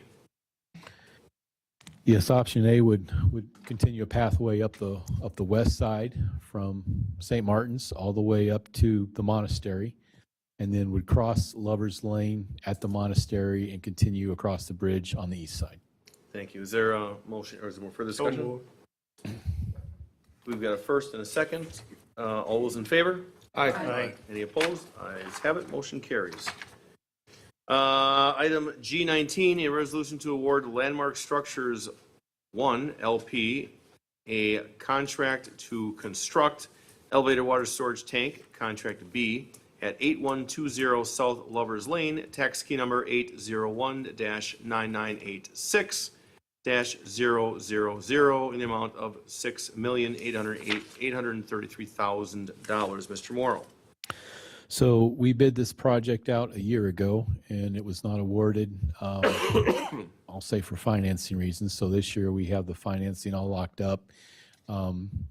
Just as a shortcut, we made the project affordable by cutting the water main project in half, which is the next item on the agenda. So we still got 4 bidders, and they are all nice, tight bids, and so it's good. So we can, we have the budget, we have the financing in place, and we'd like to see an award. Any further discussion on this? And you're looking at recommending option A as an atom, is that correct? Correct. Landmark Structures, Inc. Second. So we've got a first and a second. See no further discussion. All those in favor? Aye. Any opposed? Ayes have it. Motion carries. G20, a resolution to award Dorner, Inc. a contract to construct water transmission main, Contract A, along South Lovers Lane in the amount of $840,366. Mr. Morrow. So this is the water main project that helps get water to the water tank. I should tell you that there's a little bit of a issue on this one that we need to discuss. It was discussed at the Board of Water Commissioners. By the way, also recommended the award of the last one. We used to have a policy where when you submitted a bid, there's a online bid submission. You are required to either use something called Surety 2000, or you are required to have a bid in hand when you physically in hand when we open bids. This past year, we've had a discussion on exactly if that's needed. Most communities don't. We looked at state statutes, and it's okay to at least know that there's a bid bond there and see a scanned bid. So we have since changed that for all of our specs. But keep in mind that this was rebid from last year, so we carried forward the old bid specs, copy paste kind of situation. Dorner Inc.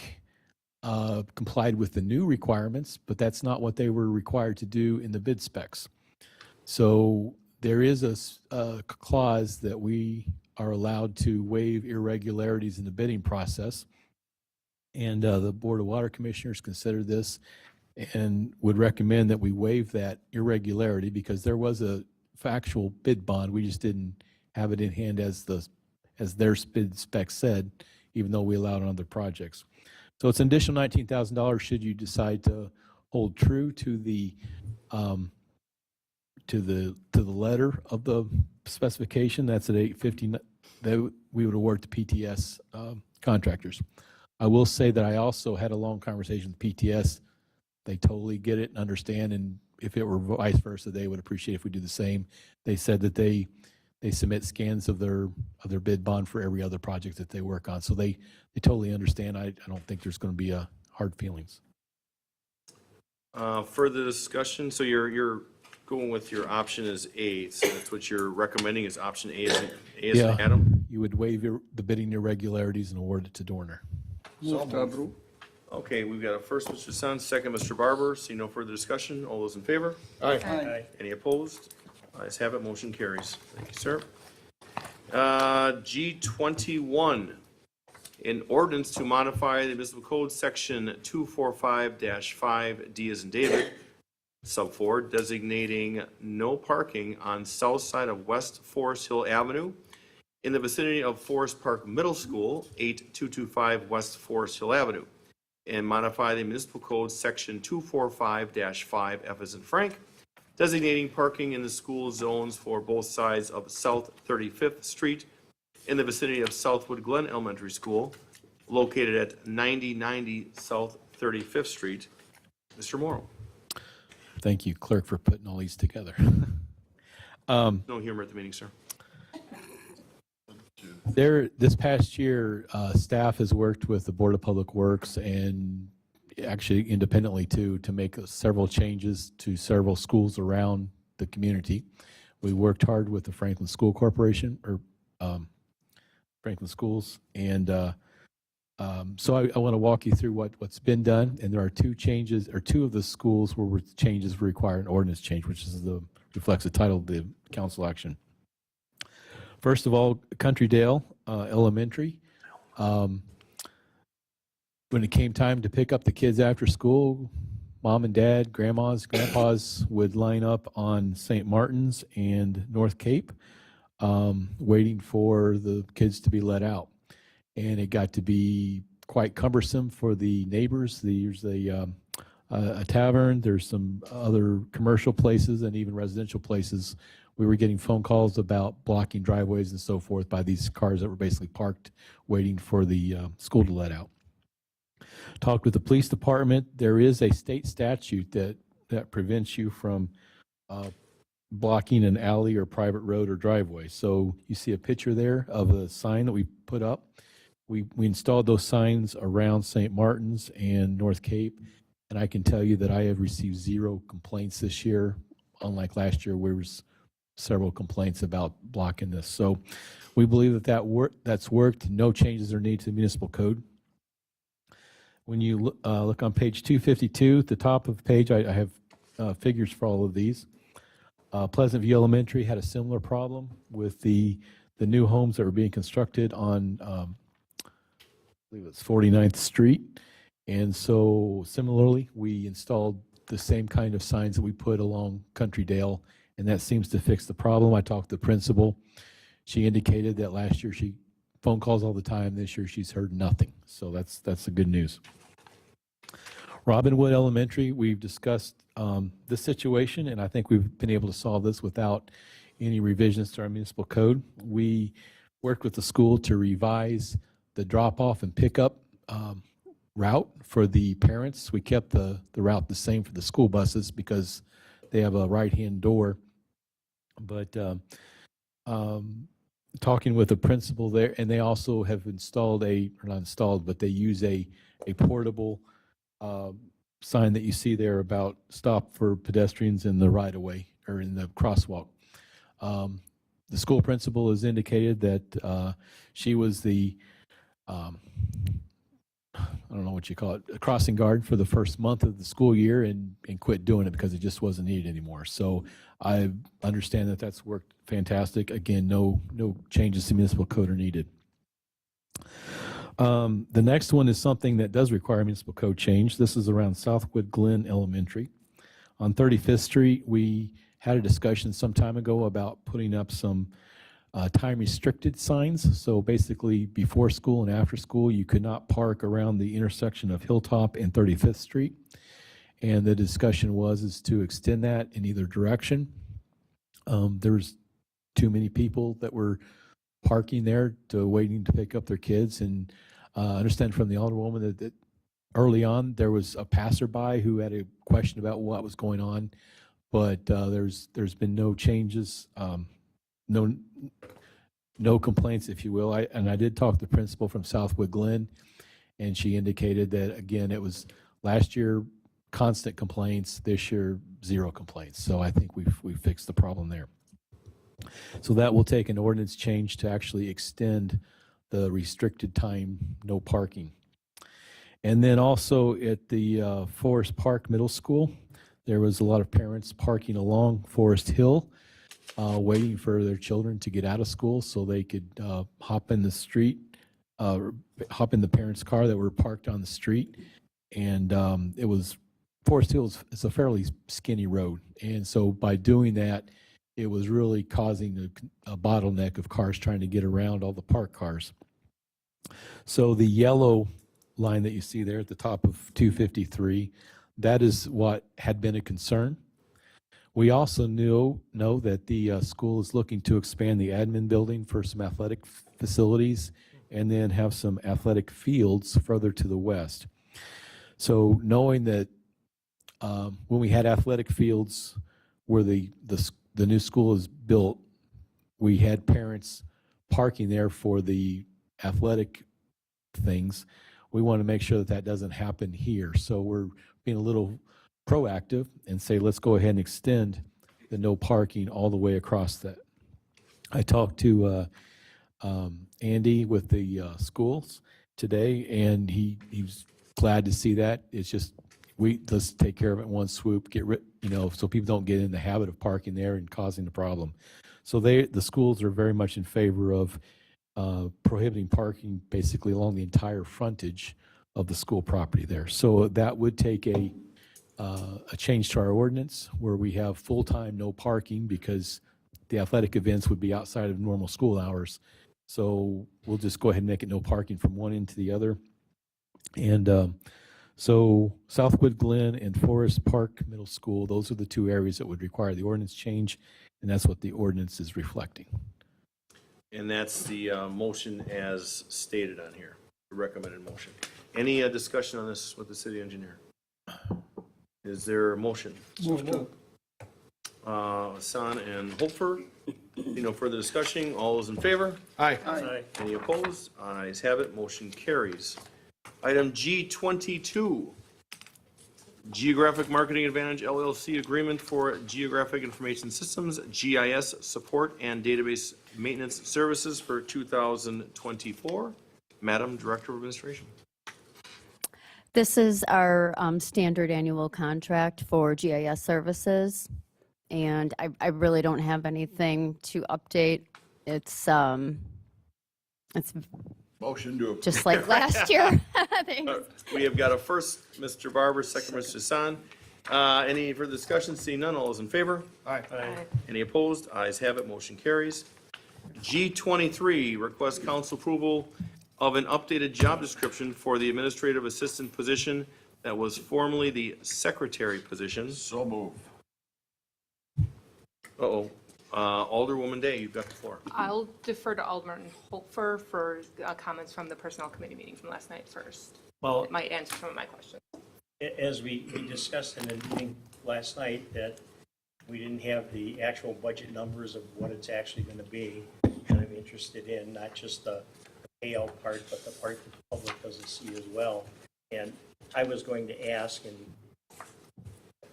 I would like to have a motion to table 23, 24, 30, and 33 until the next meeting when we could have all of that information put together.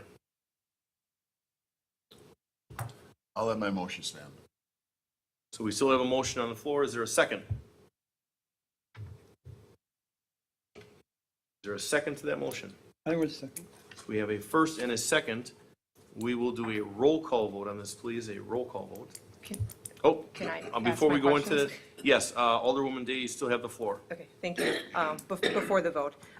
So I have the same four questions for the four items that Alderman Holfer brought up. And I first want to preface this by saying that all four of the staff members that this impacts directly, this is not questioning their work, their work ethic, their time with the city, their dedication to the city. It has nothing to do with that. This is a procedural question. And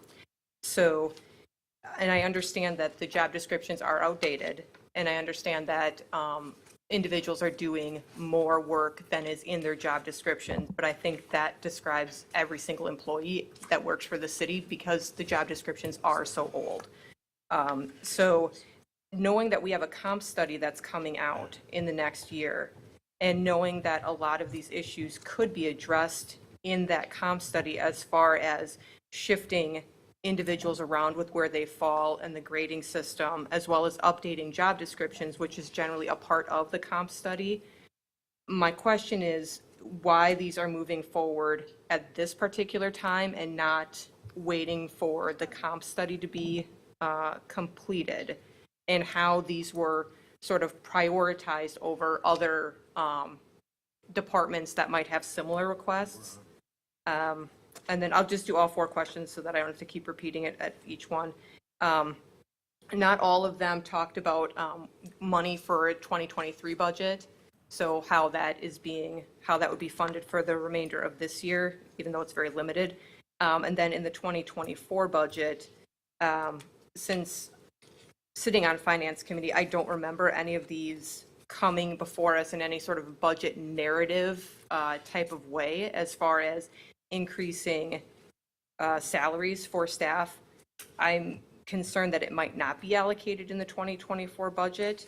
And I know that at times it will say that there's a vacant position within that department, which is great to backfill. But then if you take that money to pay for the increased salary for this person, then you don't have the money for the open vacant position anymore. So the question for, I guess, the department heads that are here is, are you willing to not fill that vacancy, or how are you going to how are you going to rectify that moving forward with vacancies in your department? The budget is tight. We almost couldn't put needed supplies in ambulances, so we need to account for these. And I'm not saying that staff don't deserve compensation for the work they're doing.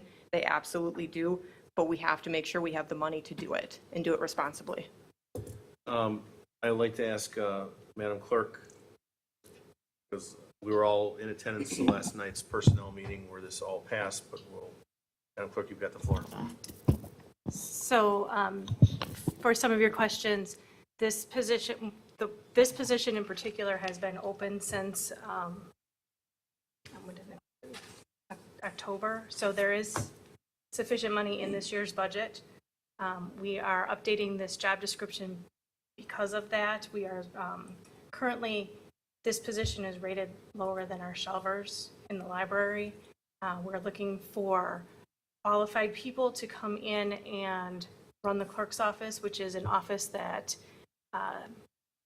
oversees all of the departments. It's not just one department. It requires significant education and this is where I'm looking for from the state. Training. They need to be trained by the state, and they need to be trained by the state in order to run an election, which we have 4 next year. So in order to fill this position, we're looking for qualified applicants. Right now, it's currently pay rate. It's currently at a rate about like a fast food place.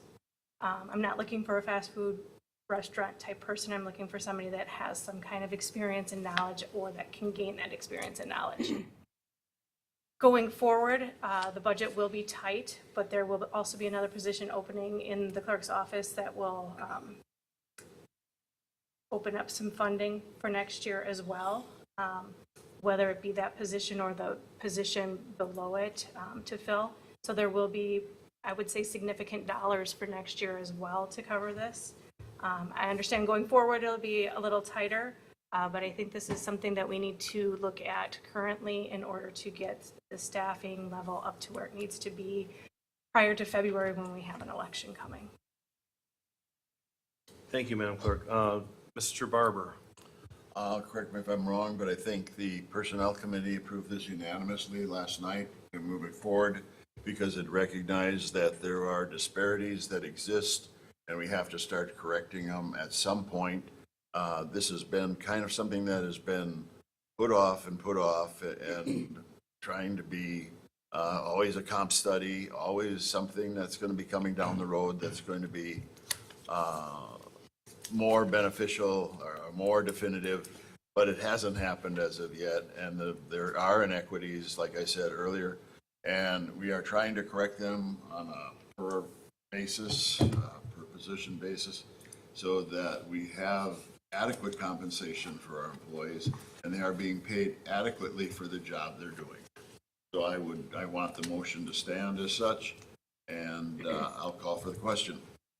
And, well, okay, so, well, I'll speak last then. Calling for the question is a vote. Well, there's still, people are still. No, holding calling up. the question, Well, we have to decide. Okay, well, let's give it a go. Well, I'm going to go with a roll call. on I'll this. go with Jesse's opine on that.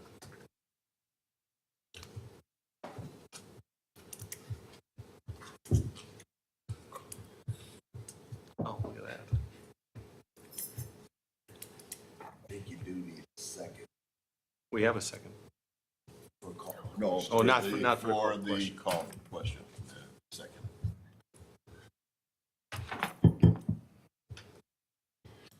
So we got. No, wait, just wait.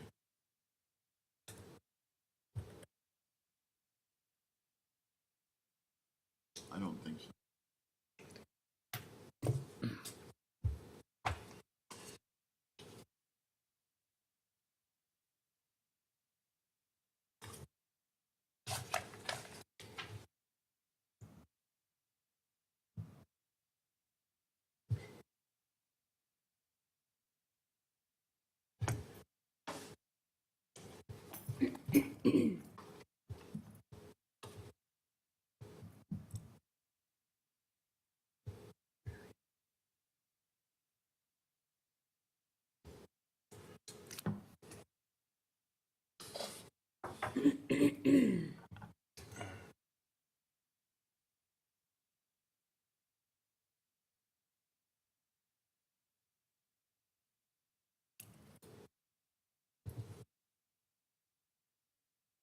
Looking for it requires a second.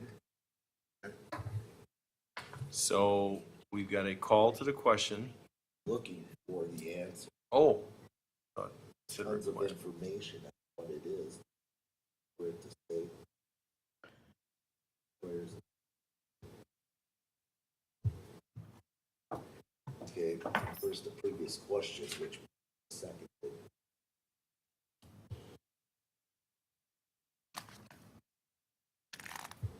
Full application of rules to non-standard form such as call for a question.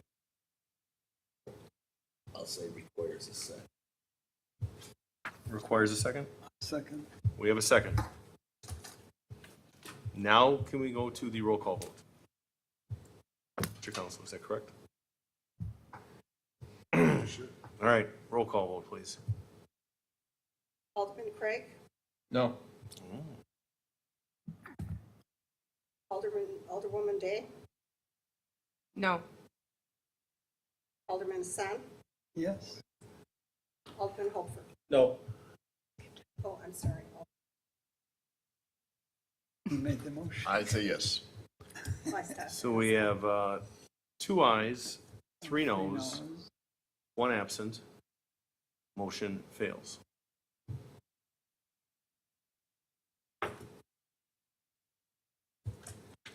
So we'll go to G24. The motion was to call. Motion was to call a question.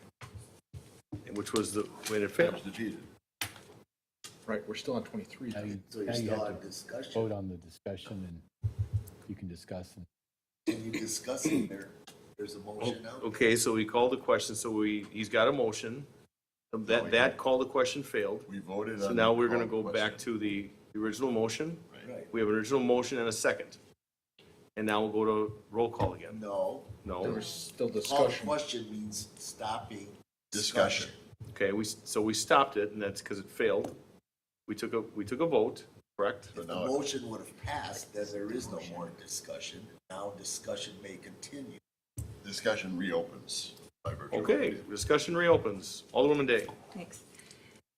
So again, to be clear, I am not disputing the need for the positions and the changes. I'm saying, to quote Jerry Maguire, show me the money. I mean, where is the money? And I get what you're saying, and I know exactly where you're going with the algorithm for next year.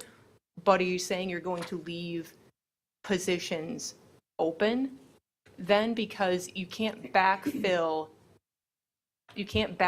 all of them and increase the grade level of staff unless it was already accounted for in the budget to do that. And that's the point that I'm getting at. Like, I don't want us to get to a point where next year we have to be making budget amendments or trying to find room for staffing because we moved forward now but didn't account for that during the 2024 budget piece to have the money for the changes.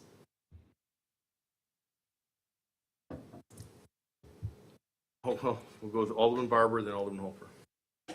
That would happen with the compensation study if we had to go through individually and do that, or else you put off the compensation study and corrections until the year 2025, which in fact puts everybody behind further by another year. So my position is that we move forward now to let the people get paid and have the titles befitting the job they're doing for the city and continue to do for the city. So that would be my response. Alderman Holfer. I have no qualms with that. I want to move forward as well. That's why my proposal was if we postponed it until the next meeting and we had the information, it would do then. I had thought about asking to postpone it and make it retroactive back to, say, the 1st. It turns out that that's complicated.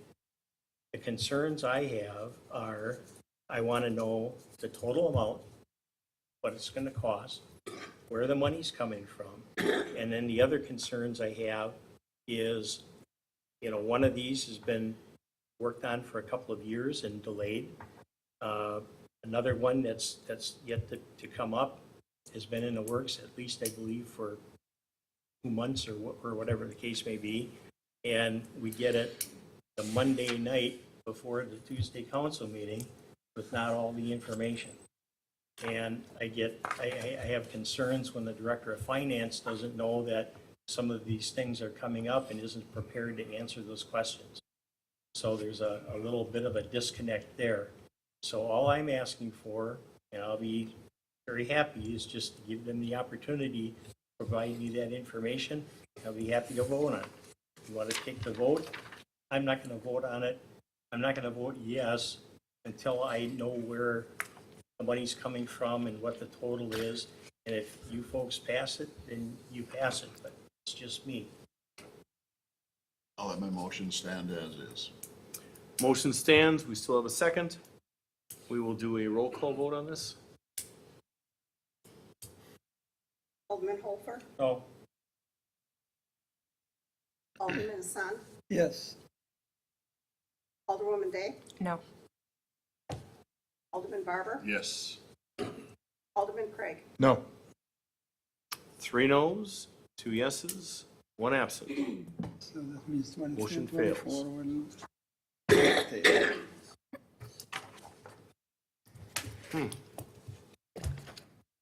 So, Can I make a motion? sure. I make a motion to direct staff to provide the information and bring it back so we can reconsider it at the next meeting. It's a first. Second. Got a second. All those in favor? Aye. Any opposed? Aye. Ayes have it. Motion carries. G24. It's the same. Right, but I still have to go through these. Request council approval of an updated job description for the permit licensing specialist position that was formerly the administrative clerk position, G24. Similar motion? Motion to approve. No, but if you let him know, he can do Motion to table. it. He just has to know. So we do not have a second to the original motion. What did you say? Alderman Hassan, I didn't hear you. Alderman Hassan said motion to table, but we're still looking for a second on the first motion. If that fails, then we can do the motion to table. Okay, there's no second, so that motion fails. Is there another motion? Motion to table. We have a motion to table till the next meeting? And direct staff to provide the other information. Same as 23. Correct. Okay, same verbiage as Again. 23? Again, does it have to go back to personnel? So you're delaying it that much further to have this go forward? Why would it have to go back to personnel? We're just looking for the financial numbers, correct? Financial numbers, that's They it. don't vote on the numbers in personnel. Okay. So just numbers, this is being a motion to table till next meeting to get the numbers. This is item 23. There's a first. Second. Second, Alderwoman Day. All those in favor? Aye. Any opposed? Ayes No. have it. Ooh. So let's do a roll call on this. Alderman Craig, Aye. Alderman Barber, No. Alderwoman Day, Aye. Alderman Hassan, Aye. Alderman Holfer. Aye. 4 ayes, 1 no, 1 absent. Motion carries. Item G25, authorization to modify the 457B retirement savings options plans offered by the city of Franklin, including adding Roth options. Who is taking this? Madam Director of Finance? Or Yeah. Madam Director of Administration? So basically, it's to make good on a letter of understanding that we have with the fire department for the last decade. And that is to bring in the option of opening up an account with the Wisconsin employee, I can't remember what the acronym is, so that way we can offer more of a comprehensive offering for savings for retirement for our employees.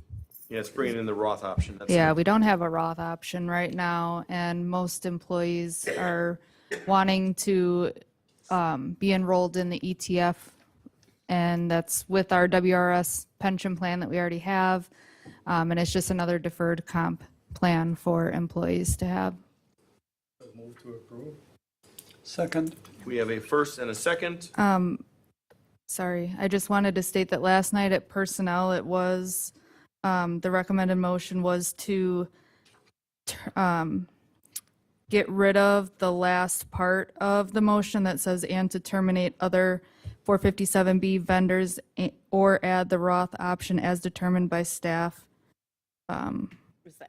Yeah, so to not allow staff members to make those decisions, that they go to personnel first. So, For reminding. Yes. so the and to terminate other, that's where it starts. That the period, it should be, As determined by staff was the part that. no, the whole thing, the and to determine. And to terminate? Yep, so it's a period after equitable. Okay, peer after equitable and to terminate is done from that Yes. point forward. Got it. Is there a motion on this? So moved. Mr. Holfer, Second. Barber, first and a second. Seeing no further discussion, all those in favor? Aye. Any opposed? Ayes have it, motion carries. Item, Motion ready. Hofer, Hassan, second. even though there was a amended motion, okay, the amendment.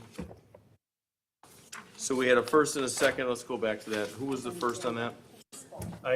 I was. So Holfer was, I knew that was the first, and I who was the agreed second? to the Hassan was amendment. the second, okay. And with that change. Okay, Correct. let's do a revote. First and second, all those in favor? Aye. Any opposed? Ayes have it, motion carries. Item G26, an ordinance to amend ordinance 2022-2521, an ordinance adopting the 2023 annual budgets for the general fund and capital outlay fund to carry forward appropriations from 2022 for specifically identified projects in the amount of $323,187. Taking this one. Me. Hey, roll call vote too. Go ahead, Madam Director. So every year, right around the first meeting of January, there's a carry forward of unused appropriations. This one is particular to 2022. Back on January 17th, there was a whole list, which I have on the second page, that was approved by council. All of these items were approved to be carried forward into 2023 with the direction of staff to prepare a corresponding budget modification for the same. So what happens is council approves these to be carried forward, but only if there's a budget amendment coming forward. So looking through these and determining that some of them have come forward with a budget amendment throughout the year, some of them have not. So I just wanted to clean up the remaining carry forwards with a proper budget amendment to allow those funds to come forward, because some of them have been spent, and I'm just not sure if that's because maybe it was a miscommunication with department heads not bringing the proper budget amendment forward, just thinking that the carry forward was the amendment, and it's not. So this is just a final cleanup, and probably next meeting you'll be getting a 2023 carryover. Motion to adopt. Second. We have a first and a second. Roll call vote, please. Alderman Hofer, Aye. Alderman Hassan, Aye. Alderwoman Day, Aye. Alderman Barber, Aye. Alderman Gregg. Aye. 5 ayes, no noes, 1 absent, motion carries. Item G27, 2024 property and casualty insurance coverage. Who is taking this one? Oh, Madam Director of Administration.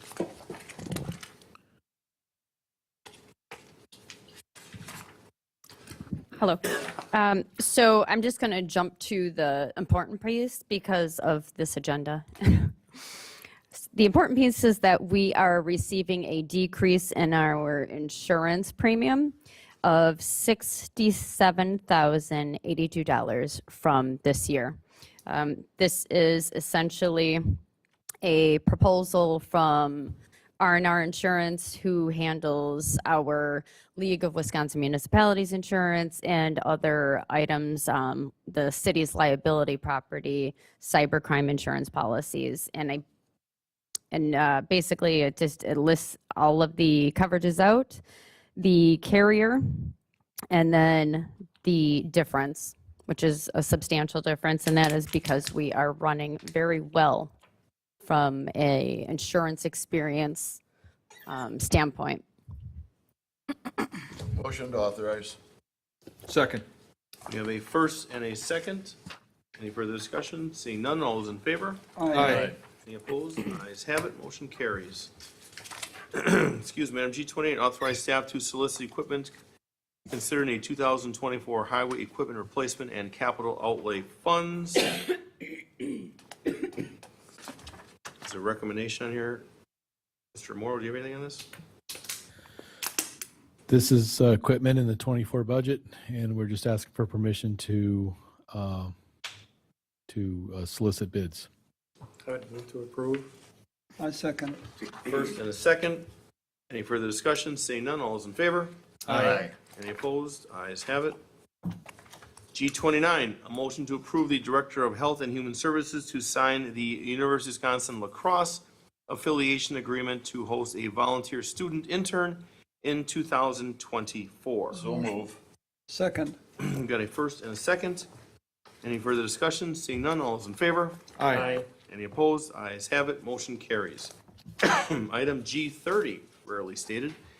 Authorized promotion and wage adjustment for Marion X to principal planner, grade level 9, hourly rate of $35 an hour, account 01-0621-5111. Madam Director of Administration. Marion has been a planner with the city for as long as our other planner, Regulo, has been. He started as a principal planner due to his experience. In that time, she has gained the equivalent to that experience that he came in with, as well as her certification for AICP. She is an employee that I would like to hold on to. She's consistent, she is thorough, and she's an asset to our planning department. She's been here through numerous staffing concerns and issues, and she's dedicated. And I think that her work alone, outside of all of those characteristics of her work alone, I think should catapult her into the next level. Motion to authorize the promotion. Second. We have a first and a second. Any further discussion? Mr. Holfer. Question. So was this included in the 2024 budget? No. Oh, I thought it So we'll need to designate where those funds are going to come from.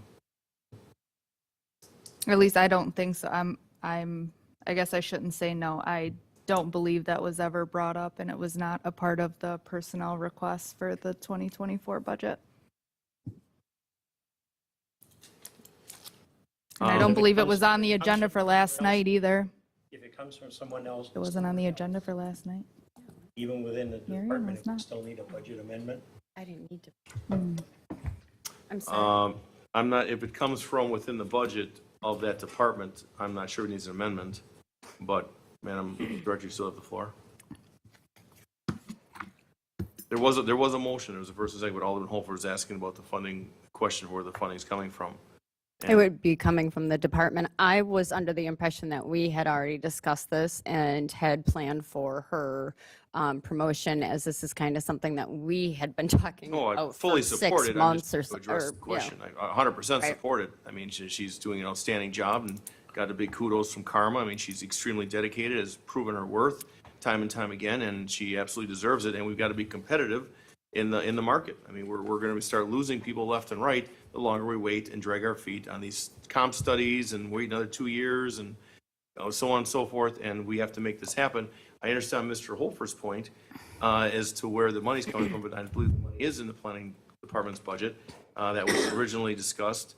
And, you know, I'm as far as exactly, you know, what line it's coming from, I don't know what line it's coming from, but it's coming from within the department's budget.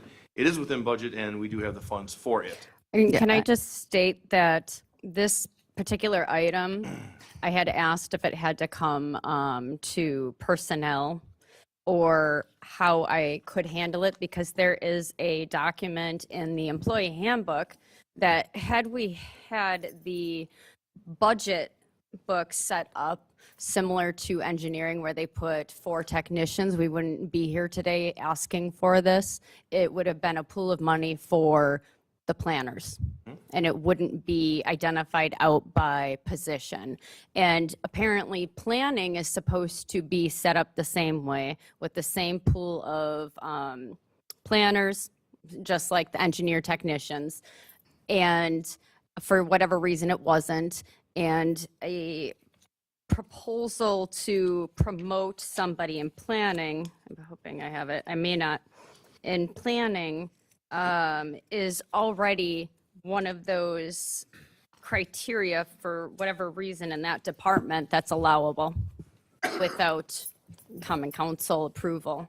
I brought it because, one, I think that Marion deserves the recognition, and 2, that the budget, it would either be amend the budget book to reflect X amount of planners or to bring the promotion. If it doesn't need It's not in the budget, though. then I'm fine. But if it needed a budget amendment, then we would have to do like we did on the other thing and attack and say, what we did on the, not the last ones, but we're pending that they get the budget amendment done. Right, and I think that calls to the question if it has to be an amendment. I don't believe it does, and I think that was our earlier discussion. Do you have a comment on that? Other than I think that with the vacancy, I think that it can be covered in the 24 budget. But again, we run into the compression issue and the issue of not having funds in future fiscal years. I will just state that, again, I was unhappy at personnel last night when things were brought forward and finance wasn't discussed with at all, because this can potentially be an issue knowing that in 2024, our personnel expenditures exceed what they ever have at almost 80% of our overall budget. And as Alderwoman Day said, you're basically cutting medical supplies for personal wages, and it's not for any reason or personal vendetta against anybody, but we're not the private sector, and so we run into a real revenue source issue when we're giving multiple raises at the end of the year with the anticipation of a future 24 increase. I'm not sure how that plays out, so those are just things that we really need to consider. I'm not sure if there's a policy in place, and that might be something the attorney and I can talk about offline, but as far as wage increases and promotions so close to the end of the year that then get additional raises in 24 can really hinder some future revenue. And that might happen for the 2024 going into that year, and we'll look at that more or less after about the first quarter to see where Correct. we're at. And we've talked about that piece. So Alderwoman Day? Yeah, I mean, it's just similar to the other two. I mean, there's a lot of, I think it should be there.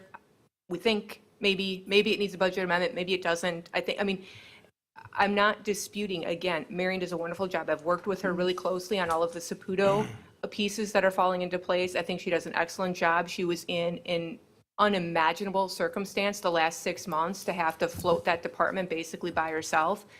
I don't dispute anything that's being said about her, but I'm really concerned about the numbers, especially when it doesn't seem like the finance department has had a chance to actually run them and make sure that it's okay. We have a vacancy for the director of the department. I don't want to put us behind the 8 ball by not having enough funding in that line or in that budget to be able to bring in other very qualified people for other positions that are open as well. I would like to see the numbers before I'm comfortable voting yes tonight. Sorry, I didn't catch the last part of that. I just said I would feel more comfortable seeing the numbers in front of me to show that it's there, and to also make sure that we don't need a budget amendment to move money around from line items. I'm not 100% certain on that. So there's some clarity that I would like before I'm able to vote yes. Alderman Barber. Again, I see this as just nothing but more delay and more putting it off. I think at some point, we're going to have to make decisions, and they're going to be hard decisions to make regarding whether the finances are, because I'm not going to, I don't want to see us losing people just because we continue to delay and continue to is put this off and put it off. So some point, we're gonna have to move forward on it and let these people know that they are valued. And thank you, Mr. Barber. And, we've talked about this, and, it's tough to compete with the private sector. We have a very dedicated and loyal employee that we're not looking to give a huge amount of money to. We're just putting it to a grade level 9, which currently exists in that range. So that's the big argument about putting that forward. So are we going back to, is there any further discussion on this before we go? The only question I have is, if somebody can tell me with certainty that it doesn't need a budget amendment, I'm fine. Yeah, and I thought the answer was no. I guess. I would say with the vacancy available, it does not need a budget amendment. But again, the concern is for the future, for this particular one. Alderman Hassan. So maybe we can table it until, like we did with the others, until we get the answer for the question. There is a motion on the floor. So we have a motion on the floor. Was there a second? Second, yeah. So we have a motion and a second already. So why don't we go with that first? Let's do a roll call vote on that motion. Alderman Craig, No. Alderman Barber, Aye. Alderwoman Day, No. Alderman Hassan. I second it, so I have to say yes. You don't have to. No. Okay, then no. And So- Alderman Holfer. Oh, So you've got 1 aye, 4 noes, 1 absent. That motion fails. Is there another motion to come back? I'd like to make a motion to table until the next meeting to have the questions that were posed to the Finance Department brought forward. Second. So we've got a first and a second. All those in favor? Aye. No. Roll call, please. Alderman Holfer, aye. Alderman Hassan, Aye. Alderwoman Day, Aye. Alderman Barber, No. Alderman Craig. Aye. 4 ayes, 1 no, 1 absent. Motion carries. Excuse me, Madam G31, annual market adjustment to wage and salary rates, and progress to market wage adjustments for non-represented employees. Madam Director.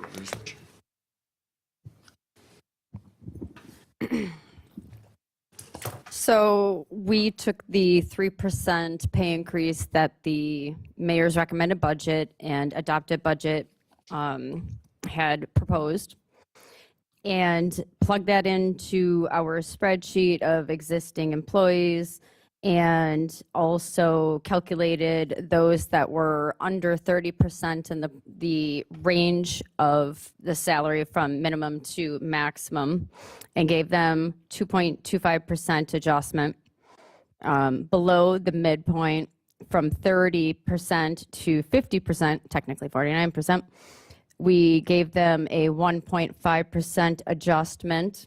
And from midpoint up to market rate, 50% up to 64% really. In that range, those folks got a 0.75% pay increase. This is done to try to get them to that 65% that the Personnel Committee recommends the city pay its staff. And essentially what the comparable numbers that we receive tell us is that we keep dipping under what our comparable communities are providing their staff in terms of merit pays and increases. Some of them are doing COLA plus an increase. Some of them are providing higher merit increases. We are doing a 3%, and the comparable average is 3.21%, and the median is 3.5%. And that's for the communities that had responded. There were, I think, maybe 1 or 2 that I didn't have. Move to approve. Second. We have a first and a second. All those in favor? Aye. Any opposed? Ayes have it. Motion.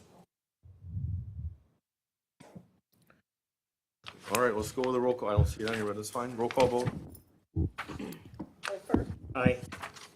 Alderman Hassan. Aye. Alderwoman Day. Aye. Alderman Barber. Aye. Alderman Craig. Aye. 5 ayes, no noes, 1 absent, motion carries. We go big and bold. No problem. G32, authorize the Director of Administration to enter into an agreement with ClearGov, which includes a termination at any time without penalty clause to lock in 2023 rates for software that would be implemented for the city by the 2025 budget season or sooner.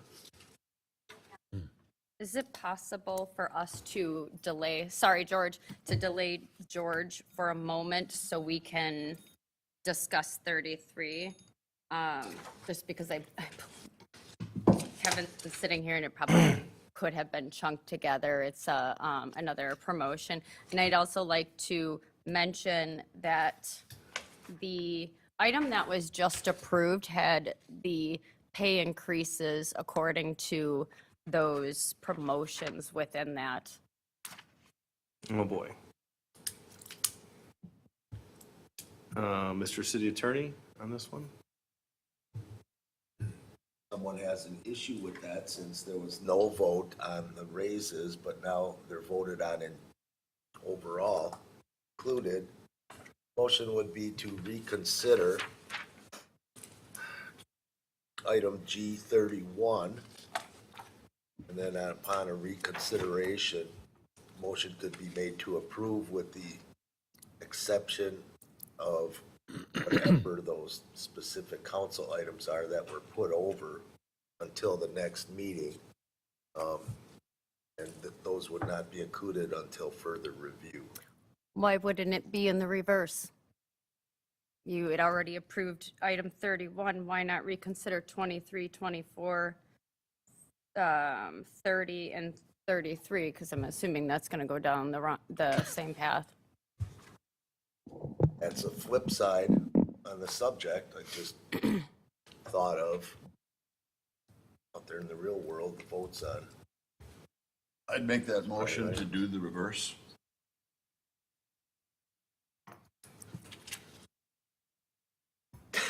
Look at you. Is that second? No one's seconding yet. I'm looking for a second. It makes sense. I mean, why not? I mean, we're gonna we pulled them out, and I'm sure there's gonna be 1 or 2 more pulled out. So, I mean, so that what Alderman Barber's, I'm not gonna reiterate what was just said, but it makes sense to pull those other ones out, and that's what we're looking for his motion. So if there's a second to that. I guess I don't understand what that means. So I put this spreadsheet together that's always done by the human resource manager that basically forecasts what that merit increase will impact the budget and the city for the entire year based upon the information that we have right now. And I did this Thursday evening into Friday morning. And because I knew these items were on there and I knew what we were looking at, those items, that dollar amount was included in that spreadsheet. So essentially, this was approved, that budget was approved, the 3% pay increase at the dollar amount. And what I'm saying is, why would we not then reconsider 23, 24, 30, and 33 for approval? Because all that this is saying is, and these market to increase, these are all in the budget as well. So it doesn't affect any of the previous agenda items. This has already been approved in the budget. All of the market increases have been approved in the budget already too, so. Right, so is the thought process then that we'll just come back with these? Others. Okay. That's what I believe would be right. So, I'm just not sure. so no other move. We're gonna continue with the agenda. Your request was to, Deal with 33 before we jump Okay. into the ClearGov. gotcha. So what we're gonna do right now is we're gonna move forward to item G as in George 33. Request council approval and adoption of a newly created job description for DPW deputy clerk position and to promote Angia Stroman to DPW deputy clerk. Mr. Morrow. Thank you. This was discussed last night at personnel meeting. I made some comments. I think some folks maybe misunderstood and that I was not supporting my employee. Want to reiterate, we've been trying to make this happen for multiple years. I've been fully supportive of moving up a pay grade. I was a little taken by surprise last night in the fact that it was moving up 3 pay grades. This was my concern because I've got 40 some other employees. I'm trying to, make sure parity is still in line.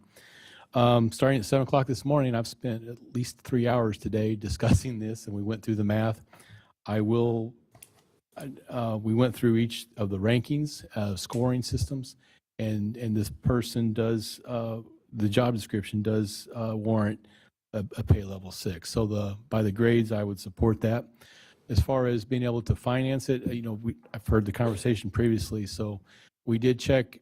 Matter of fact, I just checked today. I don't remember the exact numbers, but we're at least a couple $1,000s into the good. It looks like we're going to turn out for our regular salaries for this year, and several $1,000s. I don't remember the exact dollar amount for overtime budget. And Kevin tells me there will be no more snow this year, right? So I will tell you that as far as next year's budget, if we wind up over budget in the basic salaries, I would be very blessed, because with having 20-some people in Public Works, we're always having somebody, for whatever reason, retire or leave for other pastures kind of thing. We do have, right now, a vacancy, an employee quit to become a police officer. So we always, I don't want to say it's a revolving door, but with that many people, we typically always have, in addition, we always have a lot of overtime budget, and that's just a roll of the dice on the weather forecast. So I feel fairly comfortable that we could cover the additional money. I don't know what that, to be fair, I don't know what that dollar amount is per some of the last questions, but I do feel that we can afford to make that happen this year and next year with our current budget. Well, it's a $2 an hour increase. Right. Now you're saying you've got the money in the funds, so we could actually move forward with this one if we've got the proper motions. Motion to approve. Second. We've got a first and a second. Hearing no further discussion. All those in favor? Aye. Aye. Any opposed? Aye. Ayes have it. Motion carries. Moving back to item G32.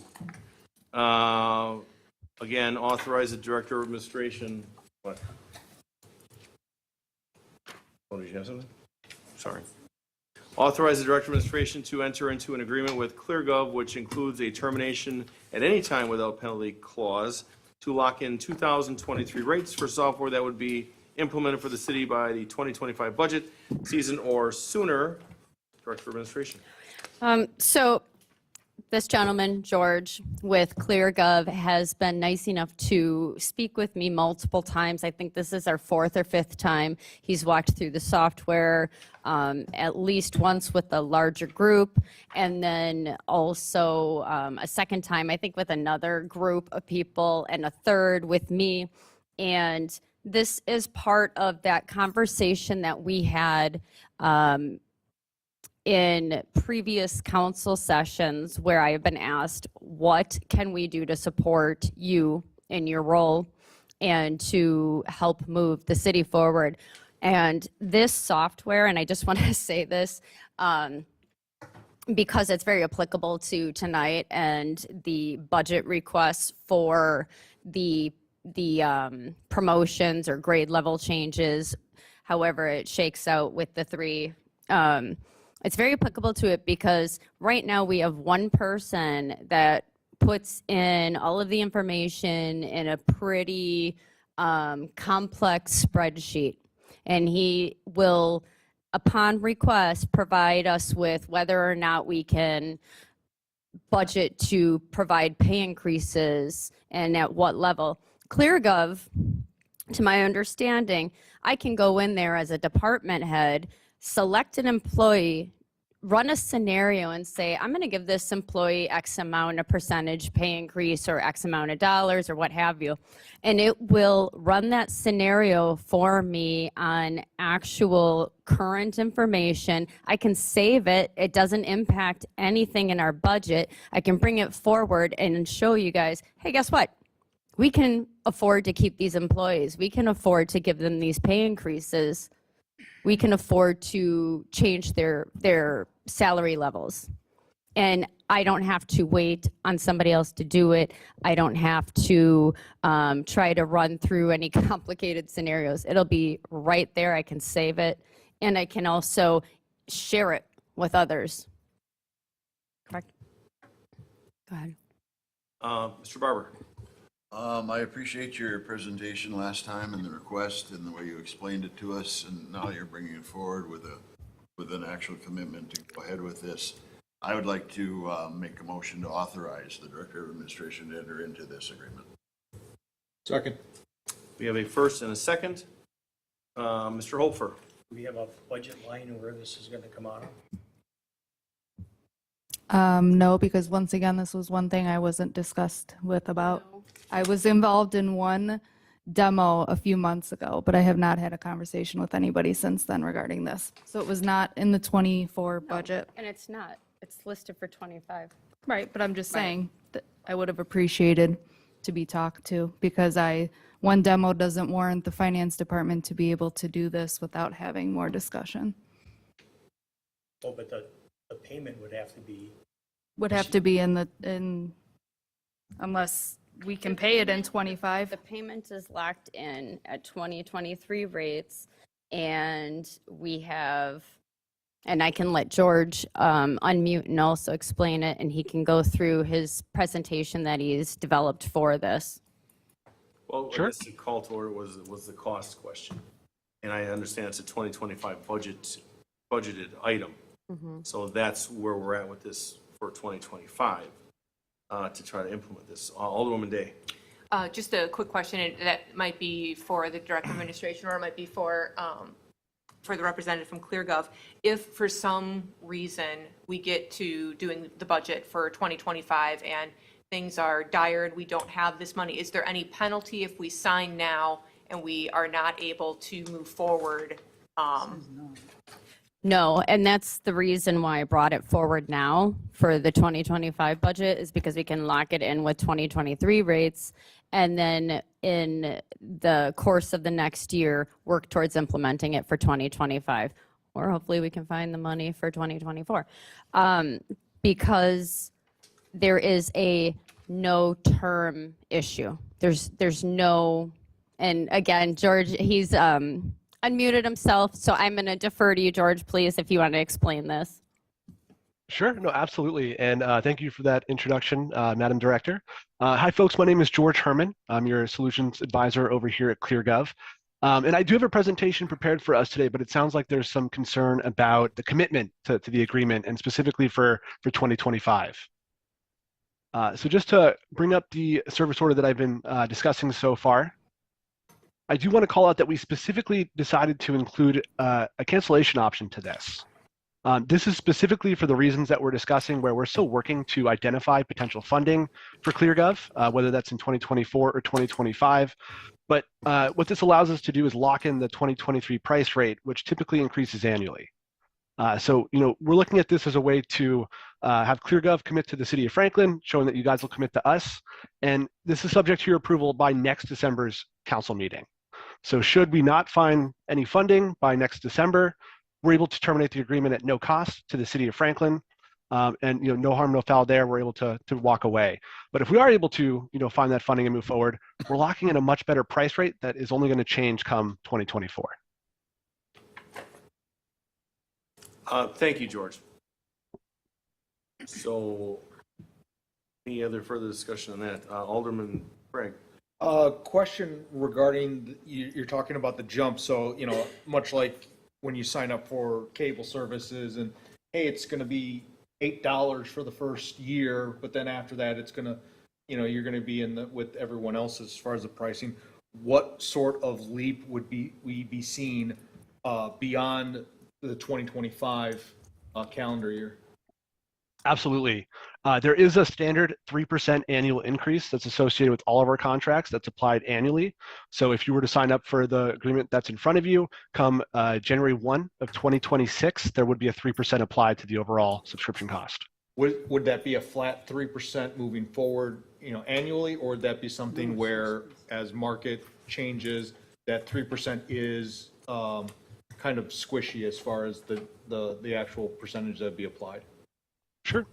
So you're able to lock in that 3% for a total of 5 years. That locks you in for each, that 3% increase would happen annually at each one of those initial 5 years. If you choose to renew with us, that would be by 2030. There would be a 6% applied at that point. Thank you. Sure. Mr. Holfer. What would our training needs be for staff? Sure. Oh, okay. Understood. Yeah, so from a training and onboarding perspective, it takes about 60 to 90 days to fully implement and onboard ClearGov with a new customer. We're also working with a lot of your neighbors nearby, Bayside, McWanago, Greenfield, as well as Cedarburg. And from a training perspective, we have an online training academy. This is able to get everyone up to speed on all of our modules. There's unlimited users when it comes to the different department heads that might access this. And they should expect about 5 to 10 total hours of online training to get fully versed on all solutions. Thank you. Anyone else on this? I believe we had a motion, right, Mr. Barber? Motion was made and seconded. We have a first and a second. Good. Oh, Mr. City Attorney. Just for clarification, my understanding is that this motion is to authorize the Director of Administration to enter into an agreement with ClearGov, which includes a termination at any time without penalty clause to lock in the 2023 rates for software that would be implemented for the city by the 2025 budget season or sooner, and that the provision in the service order entitled cancellation option, which says this ClearGov service order is subject to the approval of the Franklin City Council, parentheses, the board, those parentheses, as set forth herein. In the event that the board does not approve this service order at its December 2024 meeting, customers shall have the option to terminate this service order immediately by providing written notice. In the event that customer exercises this option, customer shall have no payment obligation under this service order. So my understanding is that the motion does not include approval by the Common Council of this service order that would await at least until December 2024. And George, I have a question. Sure. Because this says, go ahead. Hold on, can we get clarity on that? Well, it says if you approve the service order, December 2024, it's the service order is subject to that, but you have the option, To cancel at any time. right, but it's not after you approve it. It's up until when you approve the service order, December 2024. So this motion is not waiving that cancellation option. Mr. Herman, do you agree with that? I agree with that. That is correct. Okay, so that, just a provision that this is not approval of the service. Right. Pursuant to the cancellation option in the service order as part of the motion.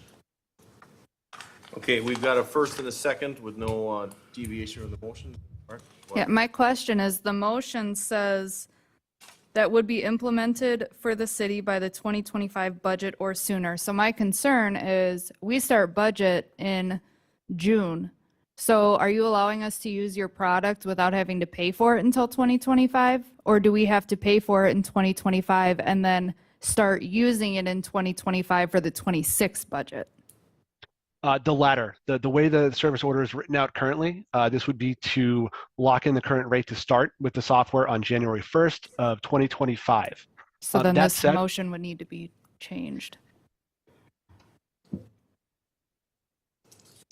So city attorney can do that. What I can say is we can start the implementation process ahead of that, as we often do with a lot of our customers. So from when it comes to integrating the data that lives in BSNA today that we can start that ahead of that January 1, 2025 date. So I imagine that's why the language is written that way.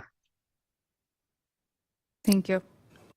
So Alderman Craig. Just something that I was just kind of thought of. Is there a hardware requirement that the city needs to have on our computer systems in order to run this that would require any sort of outlay for capital for computing power in that regard? No hardware requirements whatsoever. It's a cloud-based system, so that allows our users to log in online via the cloud. So there's no extra hardware requirements needed. Thank you. Can we let him show up?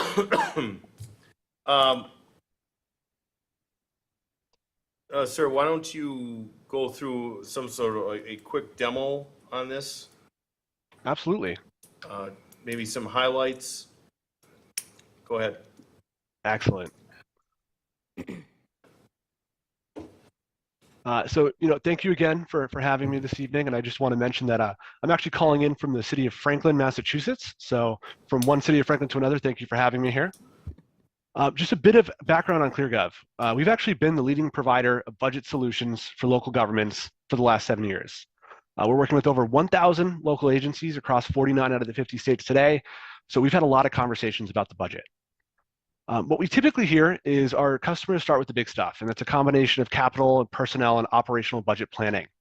On the capital side, this is a process that for folks that have not used ClearGov before, there's a lot of capital requests that need to get vetted and prioritized before being plugged into a large spreadsheet so that you can determine what projects we can afford versus other capital projects that might get pushed off to another fiscal year. On the personnel side, this is typically the largest overall expense, and this usually entails another round of requests, emails back and forth, and then probably a much bigger spreadsheet to take into account all the personnel-related costs. So these are things like salaries, payroll taxes, healthcare, and other benefits, not to mention any other type of adjustments we want to make. Once we have those details ironed out, we're seeing folks roll all of this information up manually in a spreadsheet into a master operating budget. And when we get to this point, this is usually where we send out portions of a spreadsheet to the different department heads for them to submit their own operational expense requests. Then that's usually followed by another round of review and discussion, usually with the finance committee, other stakeholders, before we come to the city council to adopt this at the end of the fiscal year. Also, when we're ultimately compiling all this information, we're seeing a lot of folks manually assemble this into an annual budget book document that typically gets posted as a PDF on a website. We're also usually hoping that there's no last-minute adjustments as we get towards the end of that fiscal year that require us to go in and make a lot of changes to that large PDF. So ClearGov's been able to help with this overall process through a modernized cloud-based software. The issue is that other solutions out there today are not built specifically for local government. You might have run into this experience in the past with software that might be painful to set up, offers a lot of bells and whistles you might not ever use. And in most situations, that was a software that was built for the private sector. And we know when it comes to building a budget for a local government, it's just a different process. So we've learned that local governments deserve a solution that's easy to set up, very intuitive to use, and it offers templates and workflows that were built from the ground up specifically for a local municipality. It also doesn't require any sort of overhaul of the systems you have in place today. And so ClearGov offers a solution that's really easy to work with. It's easy to set up, 60 to 90 days to get fully up and running and implemented. It's easy to use, and you'll see this when we jump into the demo in just a minute. And we also play very nicely alongside BS&A. A lot of your neighbors are also using that solution, Greenfield, Bayside, Whitefish Bay. So we know very, very well that ClearGov can work very nicely with the existing system in place. And we're also priced for local government, as you've seen in the service order we've discussed so far. And that's our mission. We want to work with financial and administrative professionals like your team to provide you a solution that makes this annual process a little bit easier. Now, the way we do that is with our full budget cycle management suite. And the easiest way to consider this is in 3 different sections. First is from a planning approach. ClearPlans is a module designed to help build and present any type of strategic plan. It's also really effective at providing ongoing updates to the community, the residents, our constituents. Next, we have 3 modules designed to build the key sections of your budget. So that's the capital, the personnel, and the operating budgets. Finally, we have 2 modules designed to present all of this information. Think of this digital budget book as like an online interactive version of that huge PDF that we're building today. This is a snapshot in time of one particular fiscal year. Whereas the transparency module is more of a living, breathing portal that was built for residents first. You won't see any spreadsheets in transparency. Everything's presented at a high level so that anyone can come in and easily understand where the money's coming from and where it's going. So for the demo, I want to focus on this kind of in two different lenses. How this will first impact your residents as well as you as council members. And then secondly, how this will impact the staff within the city of Franklin. So just to give you a sense of how we're building this today, I do have an existing digital budget book up from your neighbors over in Greenfield.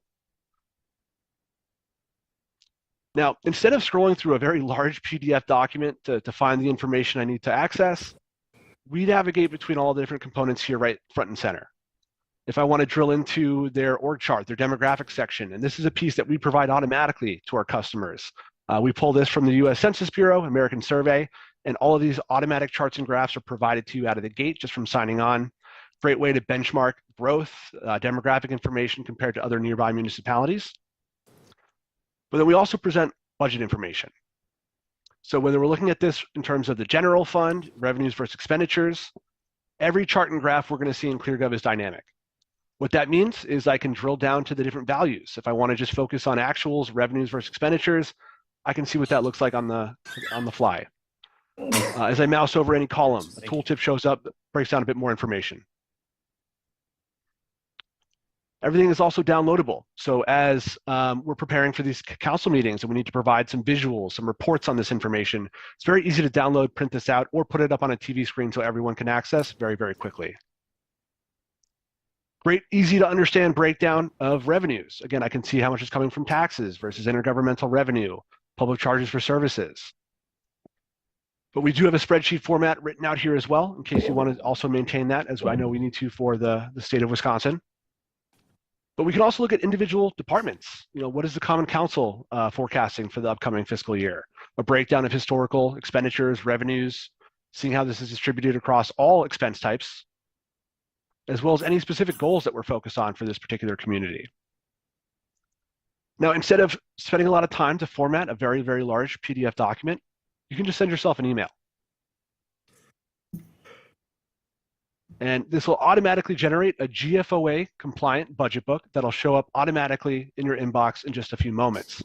So it saves you a little bit of time formatting, compiling that large document that I know, Kelly spends quite a bit of time to put together today. So this would be a way to help save some time there. We're also able to visualize capital projects. So by integrating the capital budgeting module, you can also get a sense of a 5-year capital improvement plan, both from a 1-year approach as well as that multi-year capital planning. So I can see how much funding is being requested by each individual department, what sources are going to be leveraged to pay for these capital projects. And then if I want to dive into a specific one, I can come on down and see what's going on in Bayside with this tennis pickleball court repair that's coming up. So I can see the individual that is responsible for this. I can see exactly where it's happening on a map in Bayside, a description, and then what is this going to also cost us to pay for this. From a multi-year plan perspective, I can also see what their 20-year capital improvement plan looks like. We can build this around a 5-year plan, 10-year, 20. The term and length of this can be very easily customized, but Bayside has a lot of infrastructure that they're looking to do some long-term planning around, so that's why we see this go so far out as to 2042.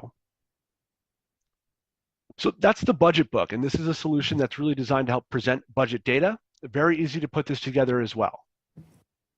So I'm logged into ClearGov on the back end here. And I actually have one set up already for Franklin. Our initial landing page for the budget book is a list of best practices that we keep up to date based on the Government Finance Officers Association's Distinguished Budget Presentation Awards program. We keep this up to date annually, and this functions as a checklist. So for folks that are interested in going after that GFOA budget award, these are a number of items that you can check off to make sure you're staying on track if that was something that you're interested in. But a lot of the value also comes from the time savings within this editor here. So instead of going to a blank Microsoft Word document, putting a bunch of text on a blank document, I can add in any number of these templates that are formatted properly so I can save some time assembling this information, though it is still very customizable as I work through this. Now, because we would be pulling over all of your data that lives in BSNA today, we can also just point to the funds that we want to display. So instead of creating pivot tables in a spreadsheet, I can just point to the funds I want to have visuals for. And at the click of a button, ClearGov is going to automatically generate all of the visuals associated with all of that data very, very quickly. So in that time, it just brought in a breakdown of my revenues distributed by fund, whether it's general fund, enterprise, capital. I can see how this is also broken down over the last year or so, revenues by source.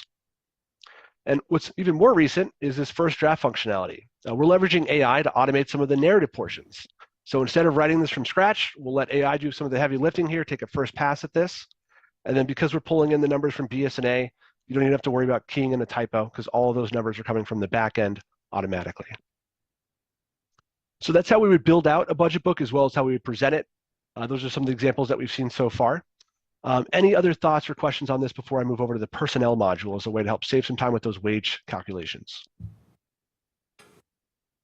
No, keep moving, please. So I know Madam Director had mentioned that there's been a way to help save some time when it comes to the different scenario planning we can do on a personnel side. So these are things like wage schedules, additional payments, benefits, things like that. And we use the scenarios tab to plan for different what if scenarios. So many things can impact that personnel budget. What if our health insurance carrier decides to change rates next year? Well, instead of waiting until we get to that point in the budget, we can also run a couple scenarios ahead of time so that we're prepared and ready. I'm just going to drill into this baseline personnel scenario. And we use a rules-based approach so that I can create any number of these. So as an example, I'm going to pick on the police here for a moment. Let's say I wanted to apply a flat 3% cost of living adjustment for all police officers. I would just come in, type in that 3%, set an effective date, and now all of those officers are going to automatically receive that 3% COLA going forward on that Jan 1 date. So it helps automate and push a lot of calculations in terms of salaries, payments, benefits across all of our employees so that when we're coming into these council meetings today, we can get a very quick real-time understanding of if there's any funding available to provide those wage increases, those COLAs, those things like that. All of this can also be reported on via the dashboard. So it'll be very easy to print this out as we're coming into these meetings today. If I want to get a sense of my total wages across my whole city government, well, I can see that's about 3.1 million for this current year. If I want to filter this by very specifically the Public Works Department, these filters at the top allow me to drill down in real time. And now I can see it's about 303,000 specifically for just Public Works. I can go to the individual employee level. I can go to the department or team level as well, depending on how you want to further customize this data.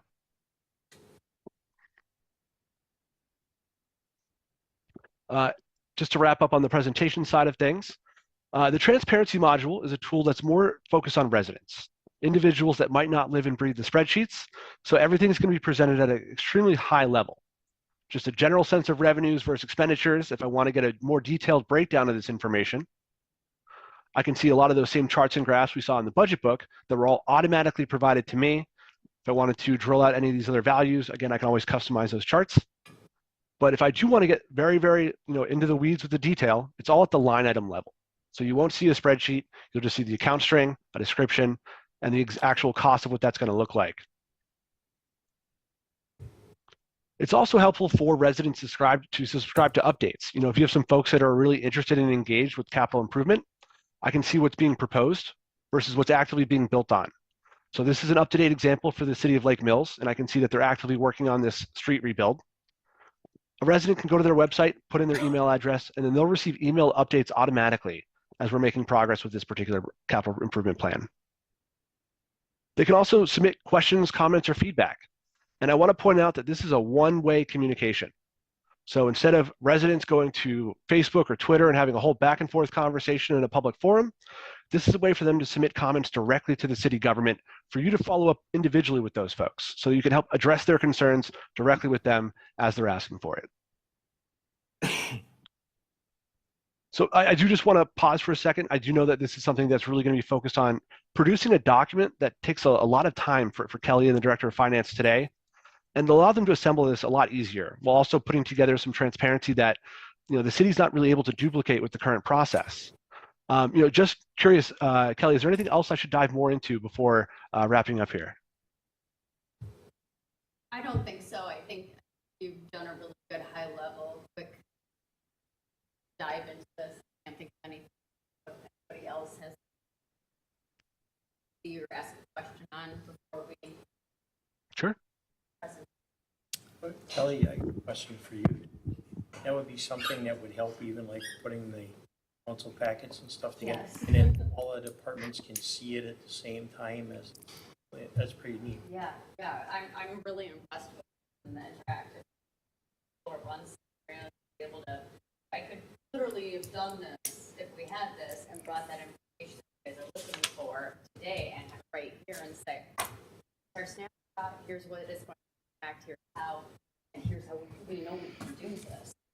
I also really like from a staffing standpoint, I really like ability to put our projects on there for anybody to at a moment's glance click on it and see where we are in a project. I feel like we could probably use some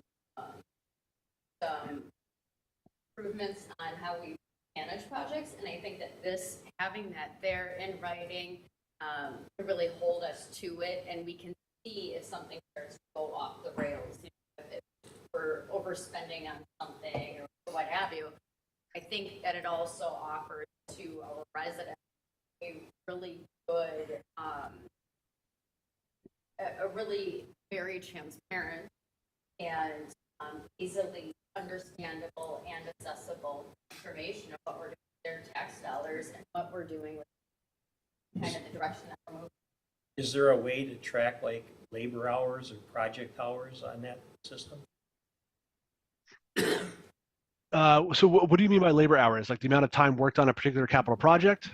Yes. Well, yeah, those kind of things, or even if it's, you know, weekly activities, or you've got a group project and you've budgeted, you've allocated so many days or so many hours to do it, that you could track the progress on that? Yes, so that would be through that personnel budgeting module. And that's when we actually go through and implement all of the employee payroll data. So when we map over that information, that could include, you know, full-time equivalents, hours worked, and then also divvy that up at the project level. Thank you. As far as those projects go that you have up on the screen right here, is that something typically the engineering department would be updating or public works department? So we most often see the individual project managers update this. So depending on the department that would own a street rebuild, that department director is usually the one that's responsible for updating this or providing that information to an administrator who would then update that for them. Would this, because I know that you say that it integrates with BSNA, but we have a ton of BSNA modules that I guess we could have probably looked into before this, and now that's neither here nor there, but this doesn't replace the BSNA budget module, correct? Or does it, where all of our department heads who input their input their budget, would they still be doing that in BSNA and then doing an import into ClearGov? Or how does this impact the department heads working through budget season? Sure. So our operational budgeting module would be a way to replace that process today. So it would be the same situation where we can invite department head directors in to submit their own operational expense requests. They would then be able to go down and make those changes. Though they also have that visual impact where they can see those charts and graphs in real time at the line item level to see the historical over budget or actuals for previous years to help inform those decisions. And then once they submit those operational budget expense requests in the system, that then triggers a notification to the Director of Finance or the Director of Administration to come in and review that in real time. That said, each module is available a la carte. So if you wanted to keep the current process that exists today in BSNA, that's okay too. I guess that, yeah, that's ultimately because, you know, we pay for just the budgeting module, seeing if we would be canceling completely the BSNA budgeting module, or would we use both? Yes, I think eventually that's the plan. I'd like to see what Greenfield's doing if they did the same thing.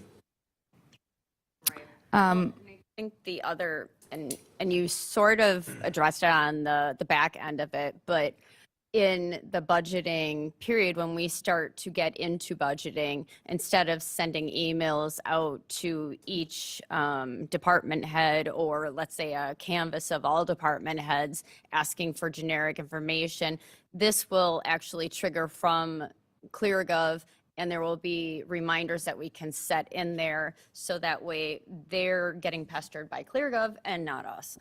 And somebody's exactly right. staying on top of it. So Jesse, can you just clarify, because I know if I wanted to get a new auditor, I'd have to go through an RFP to get a new auditor and come with proposals. Is this different, or should we have looked into, because there's so many ClearGov type companies out there that provide this type of information, and knowing that it may be replacing BSNA at some point in the budgeting module, would this have had to go through? I mean, I can share that we are a sole source provider. We're also a member of a number of purchasing cooperatives that have helped with that same type of situation as well. But when it comes to the budget modules themselves, we are a sole source when it comes to those. Okay. And it's service. Right. My question was whether use the standard city services for it.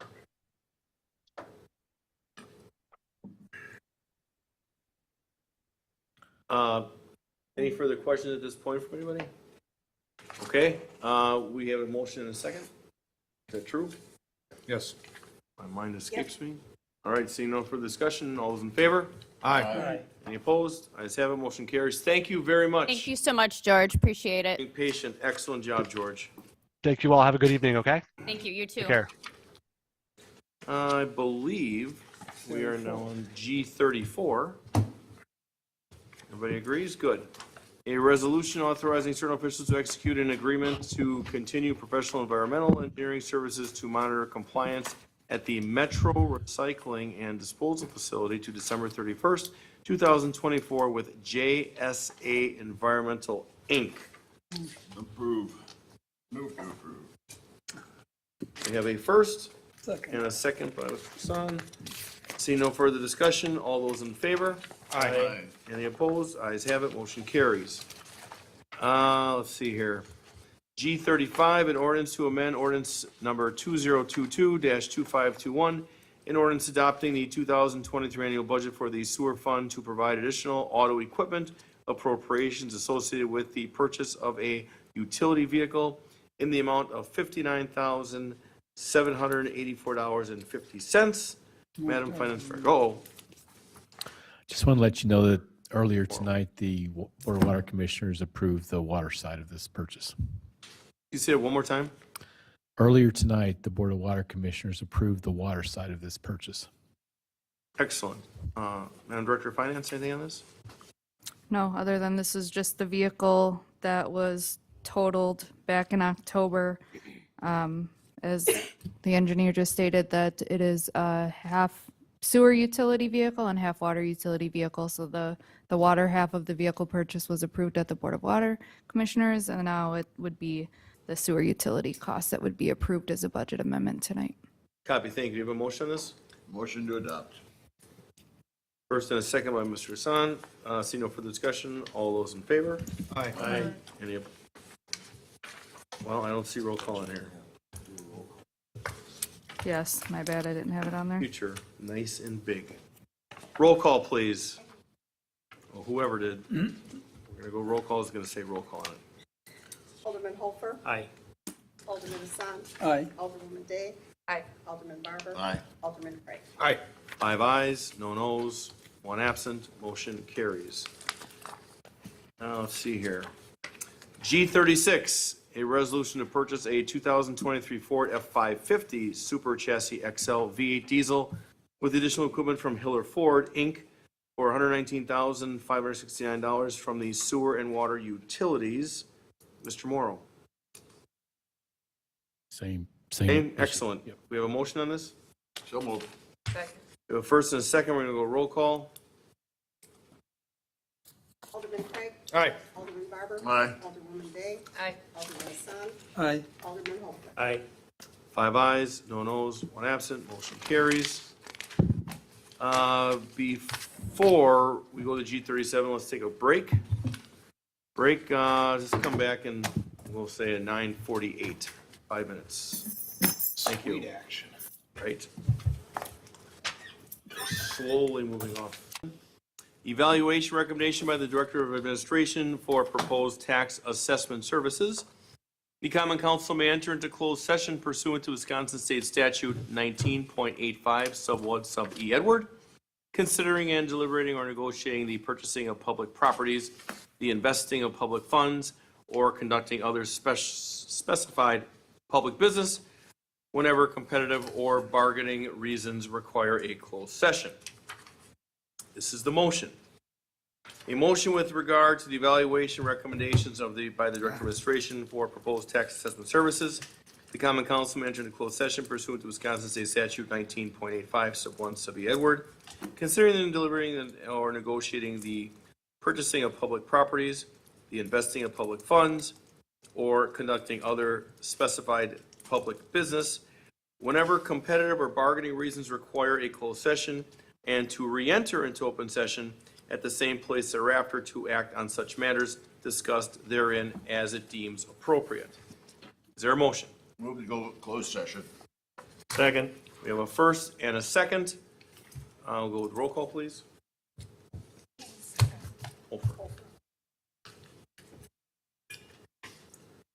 Alderman Holfer. Aye. Alderman Hassan. Aye. Alderwoman Day. Aye. Alderman Barber. Aye. Alderman Craig. Aye. 5 ayes, no noes, 1 absent. We are slowly creeping into closed session. Progress. Okay, Tony Greenland Alpha. It is now 10:59 p.m. We are back in open session. City of Franklin Common Council. Mr. City Attorney, what would an accurate motion be for what we just discussed? I don't believe that a motion is necessary. Good, no motion necessary. Moving on. We'll go to miscellaneous licenses. I got it. Mr. Craig. License committee met this evening. We had 4 operators that had applied. We will approve all. However, 1 applicant needs to provide paperwork showing successful training course of responsible serving. Once that is provided, then her license would be approved as well. Tracy Deek.